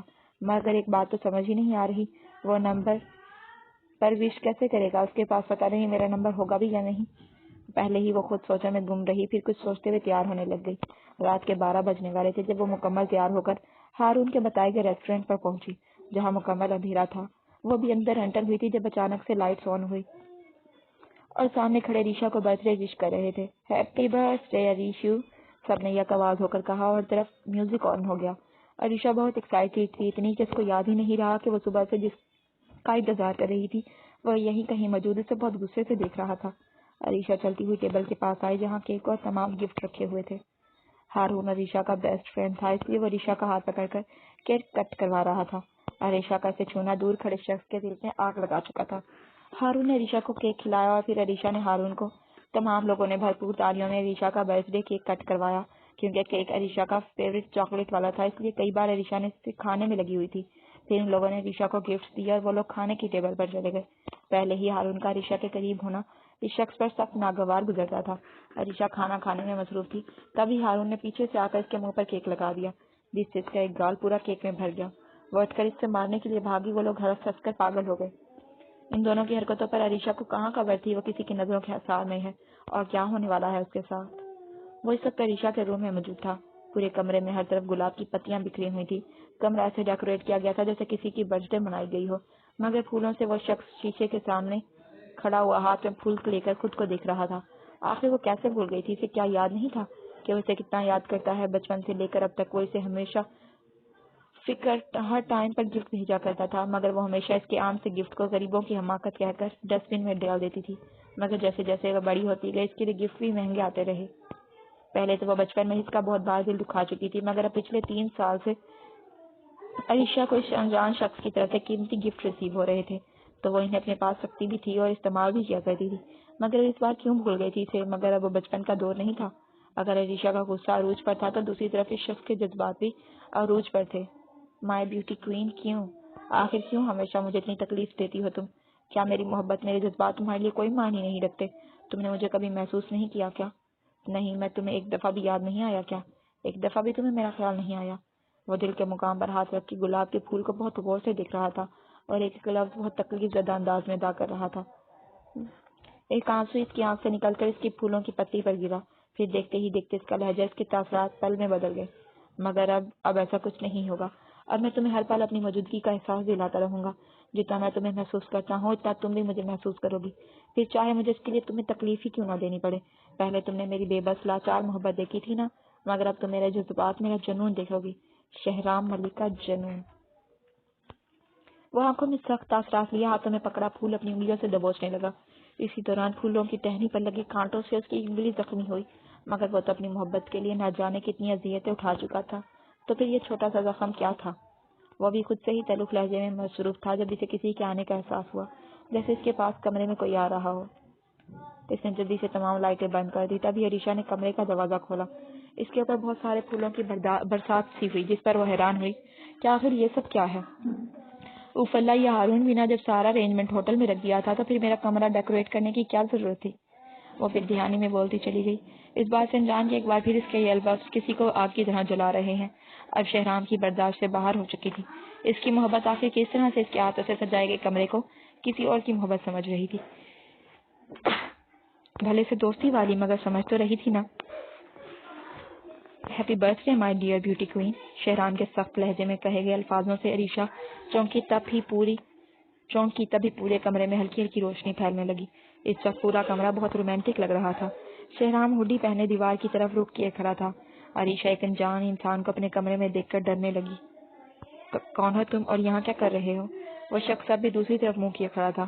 عریشہ کی بات پر وہ بھی ٹس سے مس نہ ہوا تو عریشہ نے جانچتی نظروں سے اسے دیکھا۔ ہارون، اگر یہ تم ہو تو پلیز ایسا مذاق نہ کرو، مجھے ڈر لگ رہا ہے۔ ایک بار پھر سے وہ شہرام کے زخم پر نمک چھڑک گئی تھی۔ شہرام ارادہ کر چکا تھا کہ وہ اسے بتائے گا کہ درد کیا ہوتا ہے۔ وہ مکمل پلٹا، مگر منہ پر ماسک لگی رہنے کی وجہ سے اس کی صرف آنکھیں نظر آ رہی تھی اور چہرے کے آتے بکھرے وال، آنکھیں مکمل لال ہو چکی تھی جن سے وہ عریشہ کو گھور رہا تھا۔ ہارون کا نام سن کر وہ جھٹ سے اس کے قریب آیا۔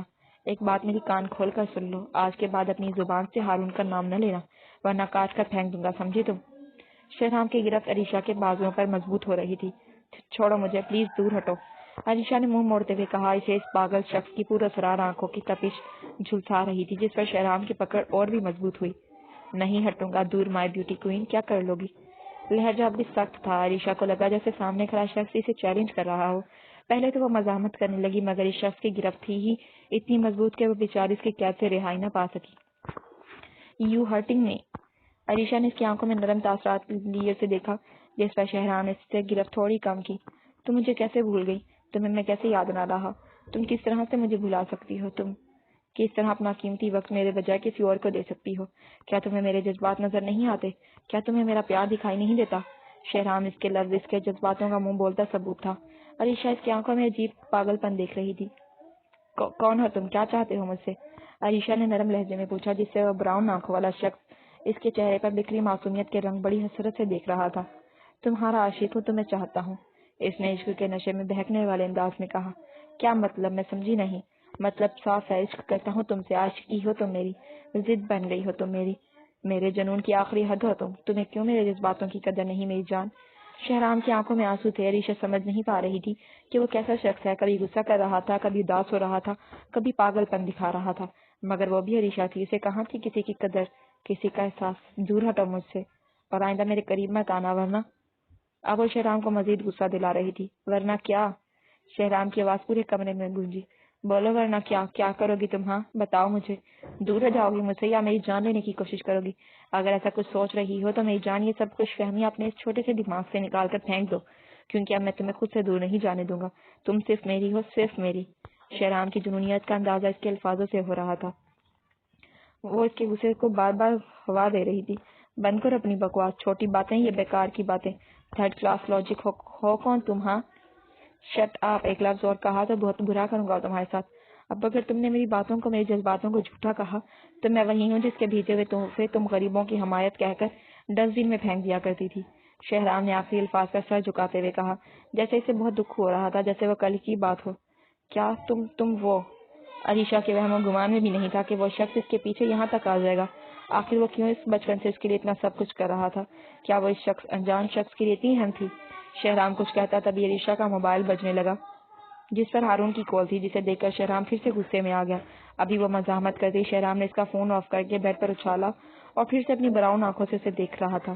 واٹ دا ہیل، یہ کیا حرکت ہے؟ عریشہ غصے سے چیخی جس پر شہرام نے اس کے منہ پر ہاتھ رکھا۔ چپ، ایک دم چپ۔ اگر آج کے بعد تم اس کے ساتھ نظر آئیں یا اس سے بات کرنے کی کوشش کی تو… ہاں کیا؟ ہاں بیسٹ فرینڈ ہے وہ میرا، اور تم ہوتے کون ہو مجھے اس سے ملنے سے روکنے والے، اور تمہارے لیے کیوں چھوڑوں اسے میں؟ شہرام کے غصے کی پرواہ کیے بنا وہ شہرام کے منہ پر بات رکھ کر مارنے لگی جس سے شہرام اسے اور بھی زیادہ غصے سے گھورنے لگا۔ تو میری جنونیت ہو، شہرام کے الفاظ عریشہ منہ بند کروا گئے۔ اب اپنی بڑی بڑی آنکھوں سے اسے دیکھ رہی تھی۔ آخر کس قدر جنونی تھا اس شخص میں، عریشہ کے عشق کا۔ تم صرف میری ہو، صرف میری۔ اگر تمہاری طرف کسی نے آنکھ اٹھا کر بھی دیکھا تو اس کی آنکھیں نکال دوں گا میں، اور اگر کبھی کسی نے بھی تمہیں چھوا تو اس کا ہاتھ کاٹ کر پھینک دوں گا، آگ لگا دوں گا، سب کو میں برباد کر دوں گا۔ اب وہ عریشہ کا گال سہلا رہا تھا۔ और अपने जुनून भरे अल्फाज का शिद्दत से अरीशा पर वाज़ेह कर रहा था।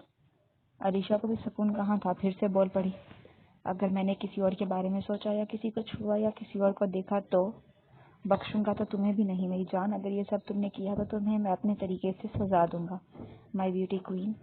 शहराम कितनी हसरतें लिए उसे देख रहा था, जबकि माई ब्यूटी क्वीन वाले अल्फाज इसने अरीशा का गाल खींचते हुए कहा था। अरीशा को समझ ही नहीं आ रहा था कि वाकई किस किस्म का शख्स है। पल में तोला, पल में माशा, कभी इतना गुस्सा, कभी इतना जुनून, कभी इतना मोहब्बत भरा लहजा। जस्ट शट अप, अरीशा को कोई सजा नहीं दे सकता, समझे? तुम भी नहीं, मिस्टर अनोनिमस। अब वो शहराम को चैलेंज कर रही थी। ओह अच्छा, सच में? शहराम ने भी इसका जवाब बड़े मजे से दिया। हाँ मिस्टर अनोनिमस बॉय, मैं तो मिलूंगी अपनी बेस्टी से, हाथ भी लगाऊंगी इसे। और पहले वो बेध्यानी में बोलती गई, मगर अब वो शहराम का सब्र आजमा रही थी। मगर जब नजर उसकी आंखों पर पड़ी तो ये एकदम से चुप हो गई, जैसे वो इससे अपना बदला लेने वाला हो। शहराम ने पल भर में स्विच बंद कर दिया। पूरे कमरे में अंधेरा फैल गया। शहराम ने अपना मास्क उतारकर जेब में रखा। अभी अरीशा इसका मतलब समझ पाती कि शहराम ने इसके लबों पर अपनी लब रख दिए कि उसकी बोलती बंद कर दी। वो जो कुछ देर पहले बकबक की जा रही थी अब शहराम की शिद्दतों से दो चार हो रही थी। हर एक लम्हे शहराम की शिद्दत में मजीद इजाफा हो रहा था।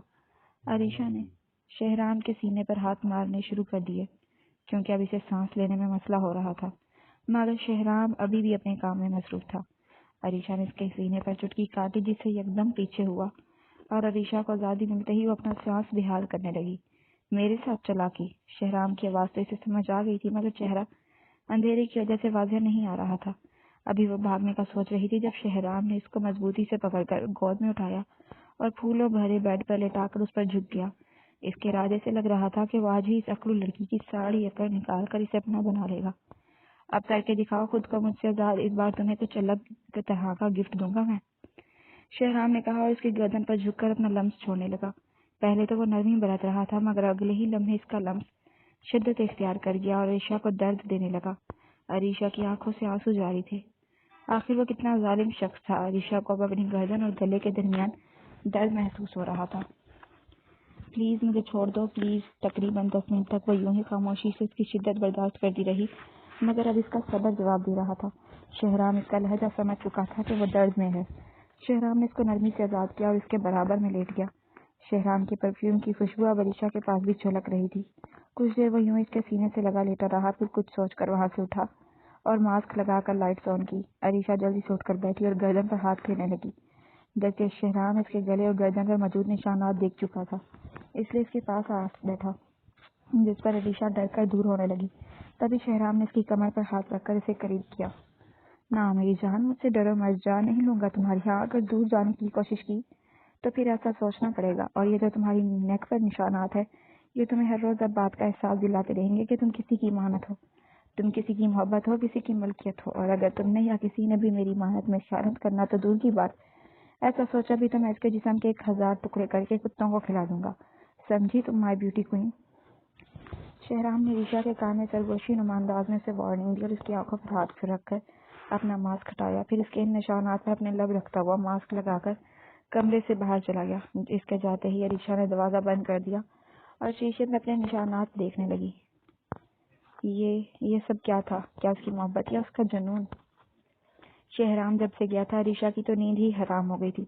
इस शख्स की वजह से इसके जाने के बाद न जाने अरीशा की कब तक जागती रही और बार बार अपनी गर्दन पर निशान दिखती रही। सुबह के 4 बजे इसकी आंख लगी और इसी वक्त दोपहर का 1 बज रहा था जब अरीशा के कमरे का दरवाजा बजा। अरीशा नींद से उठकर सीधा दरवाजे की तरफ गई और बेध्यानी में दरवाजा खोला।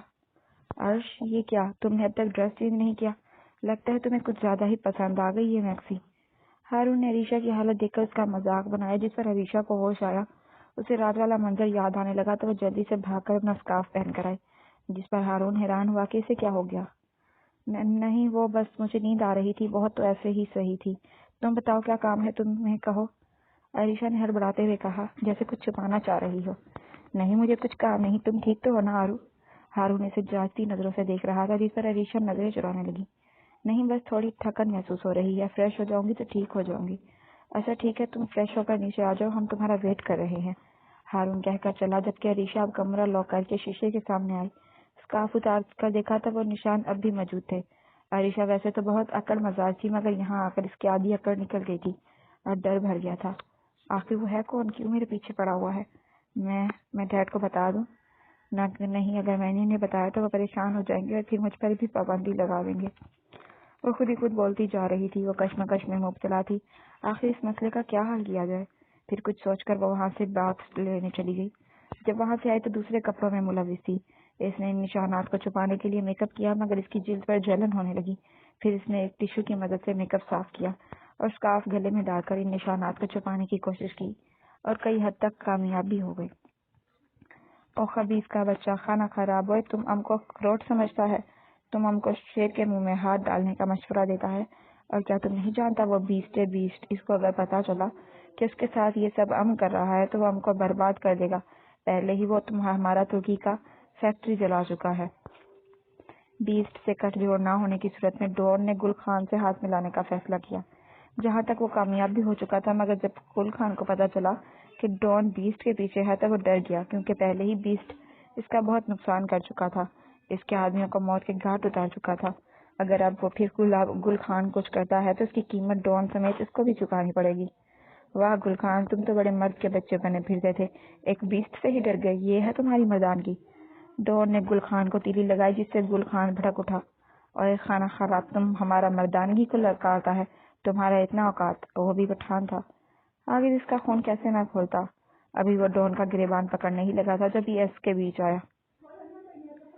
بس کر دو تم دونوں، یہاں ہم معاہدہ کرنے آئے ہیں اور تم لوگ آپس میں ہی لڑ رہے ہو۔ یہ وقت آپس میں لڑائی کا نہیں ہے، ہم بیسٹ کے خلاف کام کرنا ہوا سخت سے تب ایس کے بات ہو۔ گل خان نے ڈون کا گریبان چھوڑا اور اب وہ راضی ہو چکا تھا بیسٹ کے خلاف کام کرنے کے لیے۔ پلان کیا ہے؟ ہم کو پلان بتاؤ۔ گل خان کی بات پر ڈون شیطانی مسکرانے لگا اور پھر وہ لوگ بیسٹ کے خلاف پلاننگ کرنے لگے، مگر ایس کے کو ڈون کا یہ پلان کچھ خاص ٹھیک نہیں لگ رہا تھا، کیونکہ اس میں یا تو ان سب کی مکمل جیت ہوگی یا مکمل ہار۔ آخر ایک وہ باپ تھا، وہ کیسے نہ پریشان ہوتا۔ یہ ہے پلان۔ ڈون نے ان دونوں کے سامنے پورا پلان رکھا، جس پر گل خان نسوار کی خوراک لیتا ہوا مسکرا دیا۔ واہ یار، تم نے تو کمال کر دیا، ہم راضی ہے، ہم مل کر کام کرے گا، جتنا پیسہ لگے گا، جتنا آدمی ضروری ہوگا، ہم سب کچھ دے گا۔ جبکہ ایس کے ابھی بھی پریشان تھا۔ ڈون نے ایس کے کی طرف سوالیہ نظروں سے دیکھا، مگر ایس کے نے اسے اشارے سے چپ کروا دیا، کیونکہ وہ اپنا ذاتی مسئلہ گل خان جیسے درندے کے سامنے ہرگز نہیں رکھنا چاہتا تھا۔ Okay done. ڈون نے گل خان سے ہاتھ ملایا اور ایس کے ساتھ وہاں سے چلا گیا۔ اب وہ لوگ اپنی گاڑی میں موجود تھے۔ ڈون کے پیچھے 5 گاڑیاں اور آگے 3 گاڑیاں ہوتی تھیں، جو شاید اس نے اپنے تحفظ کے لیے رکھی ہوئی تھی۔ بے شمار گارڈز اس کے پروٹوکول کے لیے ساتھ ہی موجود ہوتے تھے۔ وہ دنیا کی نظر میں تو یوکے کا بہت بڑا اور مشہور بزنس مین تھا، مگر دراصل وہی ڈون تھا، دنیا کو اپنی انگلیوں پر نچانے والا، نہ جانے کتنی ماؤں کی گود اجڑنے والا، کتنے معصوم بچوں پر ظلم کرنے والا، کتنی معصوم لڑکیوں کی زندگی کو جہنم بنانے والا شیطان تھا وہ۔ اسے اپنے اس حرام کے پیسے پر بے حد انتہا غرور تھا۔ سب کچھ تھا اس کے پاس، مگر پھر بھی وہ خود سے یہی کوشش کرتا آ رہا تھا، اگر بیس کی طاقت اس کے ساتھ ہو جائے تو وہ اور بھی زیادہ طاقتور ہو جائے گا۔ کیا مسئلہ ہے تمہارے ساتھ؟ کیا تم میرے پلان سے مطمئن نہیں ہو؟ ڈون نے سگار پیتے ہوئے گھمنڈی انداز سے کہا، جس پر ایس کے اسے دیکھنے لگا۔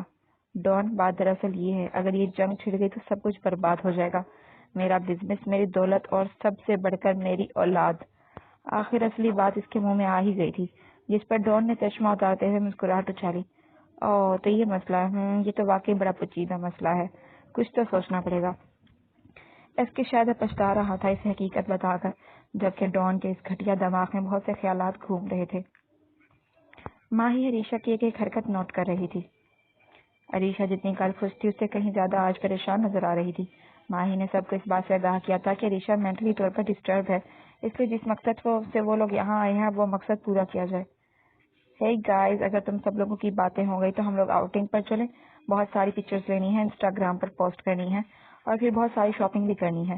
ماہی کی بات پر سب اتفاق کر گئے اور تیار ہونے اپنے کمرے میں چلے گئے، جبکہ ماہی بھی اپنے کمرے میں انٹر ہی ہوئی تھی جب اس کو لگا کہ اس کے پیچھے کوئی ہے۔ جیسے اس نے مڑ کر دیکھا، باہر کوئی نہیں تھا۔ شاید اتفاق ہوگا۔ ماہی وارڈروب سے کپڑے نکال کر چینج کرنے کے لیے بات چلی گئی، تبھی وہ ماسک والا شخص اس کے کمرے میں داخل ہوا اور خوبصورت پھولوں کے بکے ماہی کے بیڈ پر سجانے لگا۔ ایک خوبصورت سا کارڈ وہاں رکھ کر وہ وہاں سے چلا گیا۔ ماہی جب کپڑے چینج کر کے باہر آئی تو اتنے حسین پھول اپنے کمرے میں دیکھ کر حیران ہوئی۔ یہ پھول، ابھی کچھ دیر پہلے تو یہاں ایسے کوئی پھول نہیں تھے، پھر یہ سب वो फूलों की खुशबू महसूस करते हुए बुके हाथ में उठाते हुए बोली। तभी इसके मोबाइल पर किसी का मैसेज आया। Good evening my sleeping beauty. ये तो वो भी जानती थी कि वो नींद की कितनी कच्ची थी, मगर यूं किसी अनजान नंबर से ऐसे मैसेज आना उसे हैरान कर गया। अभी वो यही सोच रही थी कि दोबारा किसी का मैसेज आया। फूल पसंद आए आपको? माही हैरान हुई। आप कौन? ये तो आपको नहीं बताऊंगा। आप ये समझ लें आपका चाहने वाला हूँ, एक आम सा शख्स हूँ। माही बार बार एक ही मैसेज को देखने लगी और रॉन्ग नंबर समझकर इग्नोर कर गई और तैयार होने लग गई। जब वो तैयार होकर अपने इस कमरे से बाहर निकली तो किसी की नजरों की तपिश को खुद पर महसूस करने लगी। वो उसके बराबर वाला कमरा था जिसमें कौन रुका हुआ था अब तक किसी को नहीं पता था, मगर माही को अक्सर ऐसा महसूस होता जैसे कोई है जो उसे देख रहा है। माही सीढ़ियां बोर करके नीचे उतरने लगी। जब से लिफ्ट वाला हादसा हुआ था माही बहुत डर गई थी, इसलिए सीढ़ियां ही इस्तेमाल में लाती थी। पिंक सूट में बहुत प्यारी लगती हो आप मेरी स्लीपिंग ब्यूटी। माही के मोबाइल पर फिर से इस नंबर से मैसेज आया, जिस पर माही दोबारा से हैरान हुई क्योंकि उसने पिंक कपड़े ही पहने थे। ओ फाखी, ये है कौन? वो वहीं सीढ़ियों पर खड़ी खुद से सवाल कर रही थी, जबकि इस बात से अनजान के इसके ऐसे मुंह बनाने पर किसी के चेहरे पर बहुत हसीन मुस्कुराहट बिखर गई। लगता है आप लिफ्ट वाले वाकये के बाद बहुत ज्यादा डर गई हैं, इतना ज्यादा कि अब सीढ़ियों का इस्तेमाल कर रही हैं। काफी डरपोक हैं आप। इसने लिफ्ट वाला वाकया याद दिलाकर इस बात का इशारा दिया था कि वो वही लिफ्ट वाला शख्स था, क्योंकि इस दिन इसके और माही के बीच कुछ ऐसे लम्हात भी आए थे जिसे याद करके माही के चेहरे पर बेसाख्ता हया के रंग नुमाया हुए, जिसे वो बहुत अच्छी तरह से देख चुका था।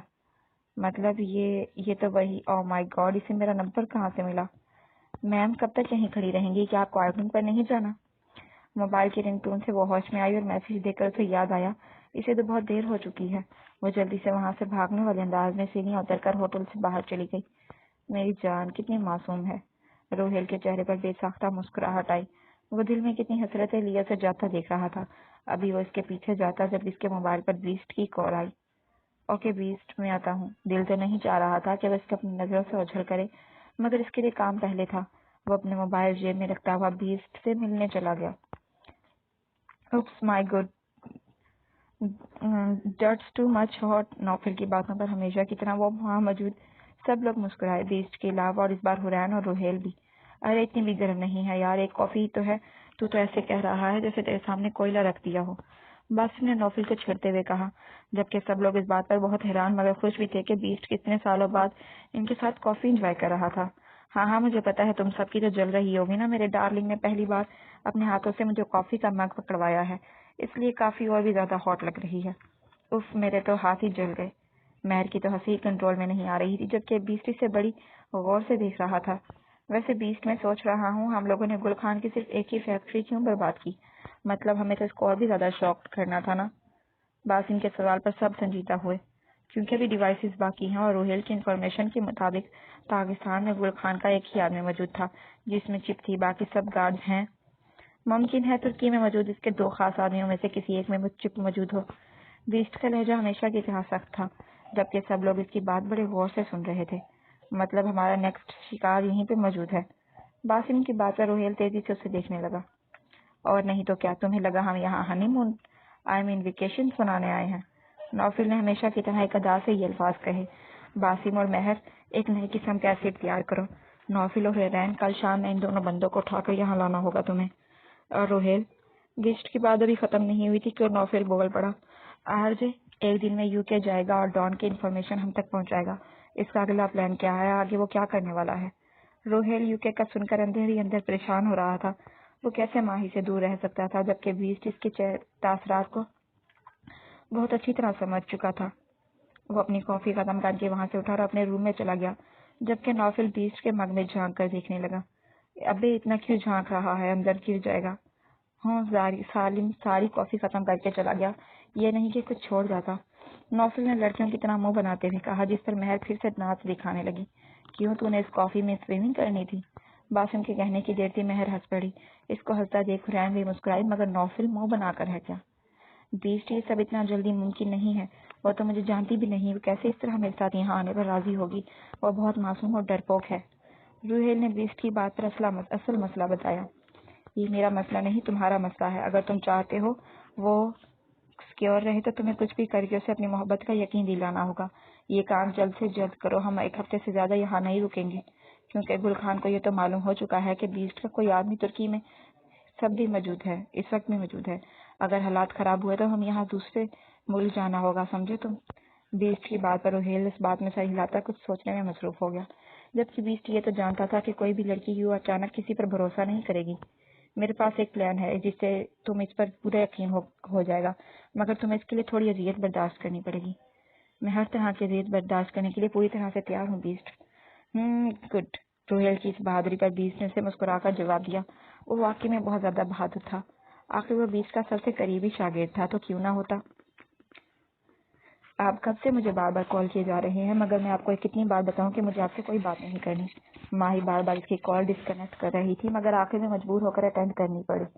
ماہی، مجھے آپ سے بہت امپورٹنٹ بات کرنی ہے، پلیز آپ منع مت کریں ورنہ میں بہت ہرٹ ہو جاؤں گا۔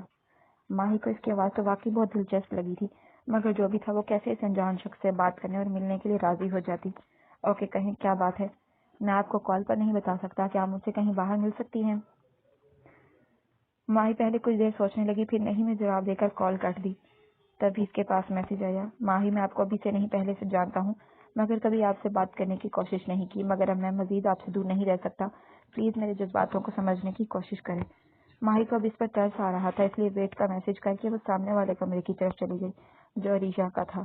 عجیب یار، مطلب لگ ہی نہیں رہا کسی انسان کا دیا ہوا نشان ہے، یہ تو ایسے لگ رہا ہے جیسے کسی زہریلے کیڑے نے کاٹا ہو۔ عریشہ اب تک ہی اس ٹاپک پر رکی ہوئی تھی اور بار بار اپنے گلے پر اس نشان کو دیکھی جا رہی تھی۔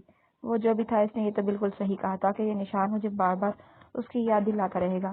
ویسے باڈی سے تو ہینڈسم دکھ رہا تھا اور پرفیوم تو بڑا مہنگا والا لگا رکھا تھا اس انونیمس بوائے نے۔ ایسا تو نہیں مجھے امپریس کرنے کے لیے کسی سے مانگ کر لایا ہو؟ ابھی وہ انہی باتوں میں الجھی ہوئی تھی جب ماہی کو اس کے کمرے میں آئی تھی، ایک دم اس کی زبان کو بریک لگ گئی۔ آرو، تم فری ہو؟ مجھے بہت امپورٹنٹ بات کرنی ہے، پلیز کہو کیا ہوا ہے ماہی؟ میں نے تمہیں آئیڈیا دے دیا کہ اپنی بیٹی کو بھی اپنے ساتھ لے آؤ، یہاں میرے پاس رہے گی تو بالکل محفوظ رہے گی۔ ڈان نے شراب کا گلاس لبوں سے لگتے ہوئے کہا۔ مگر یہ کیسے ممکن ہے ڈان؟ وہ کوئی چھوٹی بچی نہیں ہے، سمجھدار ہے۔ اگر اسے پتا چلا کہ اس کا باپ کتنا حرامی ہے تو وہ اپنے باپ کو چھوڑ تو نہیں دے گی نا، اور ویسے بھی تم اسے جہاں جائز رشتے سے لے کر آ سکتے ہو۔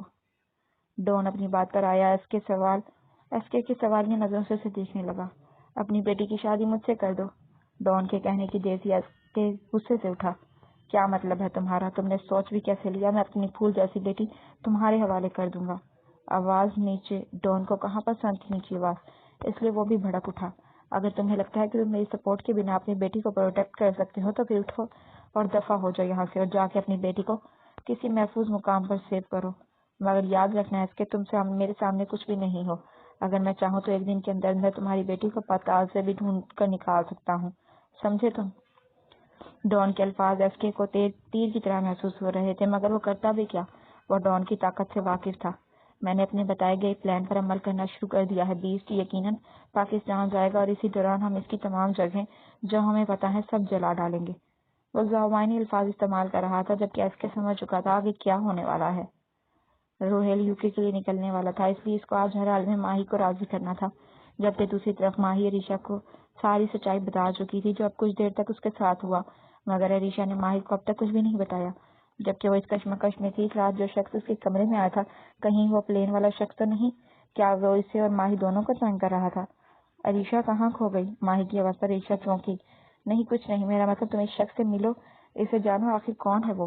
کیا تم نے اسے بنا ماسک کے نہیں دیکھا؟ اگر وہ تمہیں ملنے بلا رہا ہے تو اس کا یہ مطلب کہ تھوڑی کہ وہ اب تمہیں چہرہ بھی چھپا پھرے گا۔ عریشہ کو اب اس گھٹیا شخص پر غصہ آ رہا تھا کہ وہ بدتمیز ایک ہی ہوٹل میں دو لڑکیوں پر لائن مار رہا تھا۔ ٹھیک ہے، میں اسے میسج کرتی ہوں، ماہی نے یہ کہا اور اس انون نمبر پر میسج کرنے لگی۔ روہیل جو یوکے جانے کی تیاری کر رہا تھا ماہی کا میسج دیکھ کر مسکرایا۔ اوکے، پھر میں آج شام کو لوکیشن سینڈ کرتا ہوں۔ ماہی کا اس سے یوں ملنے پر رضامند ہونا روہیل کو اپنی آدھی کامیابی نظر آ رہی تھی۔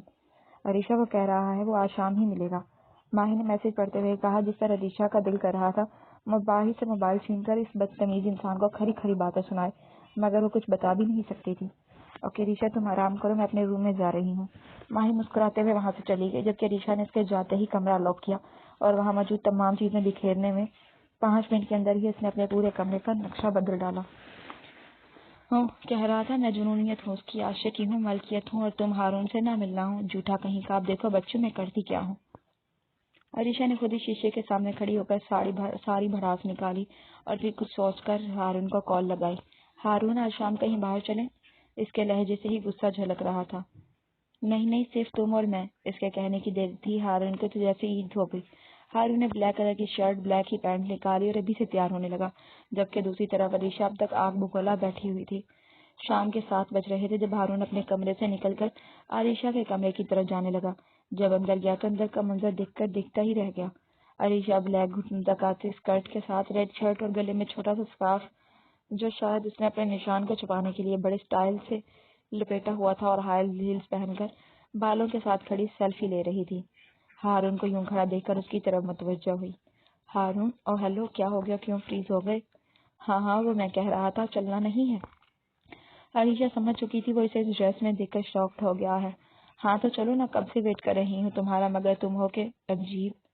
अलीशा मुंह बनाती हुई इसके बराबर से अब बाल हिलाते हुए गुजरी, जिससे हारून के चेहरे पर इसके बाल लगे, मगर अब भी वो पागलों की तरह उसे देखे जा रहा था। वो लोग जब कमरे से निकली तो माही भी जाने के लिए रेडी थी। अलीशा को इसको यूं तैयार होकर इस मास्क वाले शख्स से मिलने जाना बिल्कुल पसंद नहीं आया। हे माही, क्या तुम भी कहीं जा रही हो? हारून ने माही से पूछा, जिस पर वो अलीशा को देखकर मुस्कुराई। हाँ, दरअसल मुझे कुछ शॉपिंग करनी है, सो मैं जीनिश और हारिस के साथ ही बाहर जा रही हूँ। तुम लोग कहाँ जा रहे हो? माही की बात पर हारून ने मुस्कुराते हुए जवाब दिया, हाँ एक्चुअली आरू बहुत बोर हो रही थी, सो हमने सोचा कुछ देर बाहर आउटिंग पर चलते हैं। अभी वो लोग यही बातें कर रहे थे जब जीनिश आई। माही, तुम रेडी हो? चलो चले। वो लोग सब एक साथ लिफ्ट में जाने लगे। जब माही को लिफ्ट वाला सीन याद आया और फिर वो कितना डर रही थी इस वाक़े के बाद। माही, जीनिश ने माही को साथ खड़े देखा तो फिर से बोली, जिस पर माही आगे पीछे देखने लगी। तुम लोग चलो, मैं कमरे में कुछ भूल आई हूँ। माही जल्दी से वहां से भागी तो वो लोग एक दूसरे को देखते रह गए। वो अपने कमरे में आकर अंदर से कमरा लॉक करने लगी जब इसकी कॉल आई। माही, कहाँ हो आप? मैंने कब से ड्राइवर भेजा हुआ है, वो आपका वेट कर रहा है, प्लीज नीचे आए। वो आवाज पहचान गई थी। क्या ड्राइवर? मगर मैं तो। वो आगे कुछ कहती जब रुहेल बोल पड़ा, माही डोंट बी स्कर्ड, मैं आपका अपना ही हूँ, बिलीव मी, आप सेफ हो। माही इस बात में जवाब देकर कमरा लॉक करके बाहर आई और सीढ़ियां उतरते हुए नीचे गई तो जीनिश उसका ही इंतजार कर रही थी और हारिस भी बार बार वहीं देख रहा था। माही, क्या हो गया, सब ठीक है ना? हाँ, वो मैं कह रही थी तुम लोग जाओ, मेरी एक फ्रेंड मुझसे मिलने आ रही है तो मैं वहीं जाऊंगी। माही ने मुख्तसर सा बहाना बनाया, जिस पर हारिस हैरान हुआ। तुम्हारी फ्रेंड इधर तुर्की में क्या कर रही है? वो एक्चुअली अपनी फैमिली के साथ आई हुई है, तो उसने मुझे कहा मसरूफ नहीं है तो मिलना चाहती है। चलो ठीक है फिर। दिनेश ने इसके कंधे पर हाथ रखा और वहां से वो लोग बाहर चले गए। पहले तो वो इनके जाने का वेट करती रही। जब वो लोग टैक्सी में बैठकर वहां से चले गए तो फिर माही बाहर आई। उफ, मुझे क्या पता इनमें से कौन सा ड्राइवर है। बाहर बहुत सारी गाड़ियां खड़ी थी, जिसमें से एक कार से ड्राइवर निकलकर बाहर आया और इसने माही को फोन दिया, जिस पर रुहेल था। माही, गाड़ी में बैठो। माही समझ गई ये वही ड्राइवर होगा। माही कार में बैठे हुए 10 मिनट का फासला तय करके वो लोग एक बहुत शानदार रेस्टोरेंट के सामने रुके। Good evening ma'am. वहाँ एक वेटर बाहर आया। माही उसके पीछे अंदर जाने लगी, मगर अंदर बहुत अंधेरा था। माही डर रही थी कि कहीं इसने यहाँ आकर गलती तो नहीं की। पता नहीं कौन होगा वह शख्स, क्या ऐसा होगा। वेटर माही को अंदर छोड़कर बाहर से रेस्टोरेंट का दरवाजा बंद करके चला गया। सही मायनों में माही की अब अच्छी खासी हवा निकल रही थी। अभी वो मोबाइल ऑन करती जब हर तरफ लाइट्स ऑन होने लगी। इसने खुद को एक बहुत हसीन और फूलों से सजी हुई जगह पर खड़ा पाया। तो उम्मीद करती हूँ आप लोगों को इतनी नॉवल अच्छा लग रहा होगा।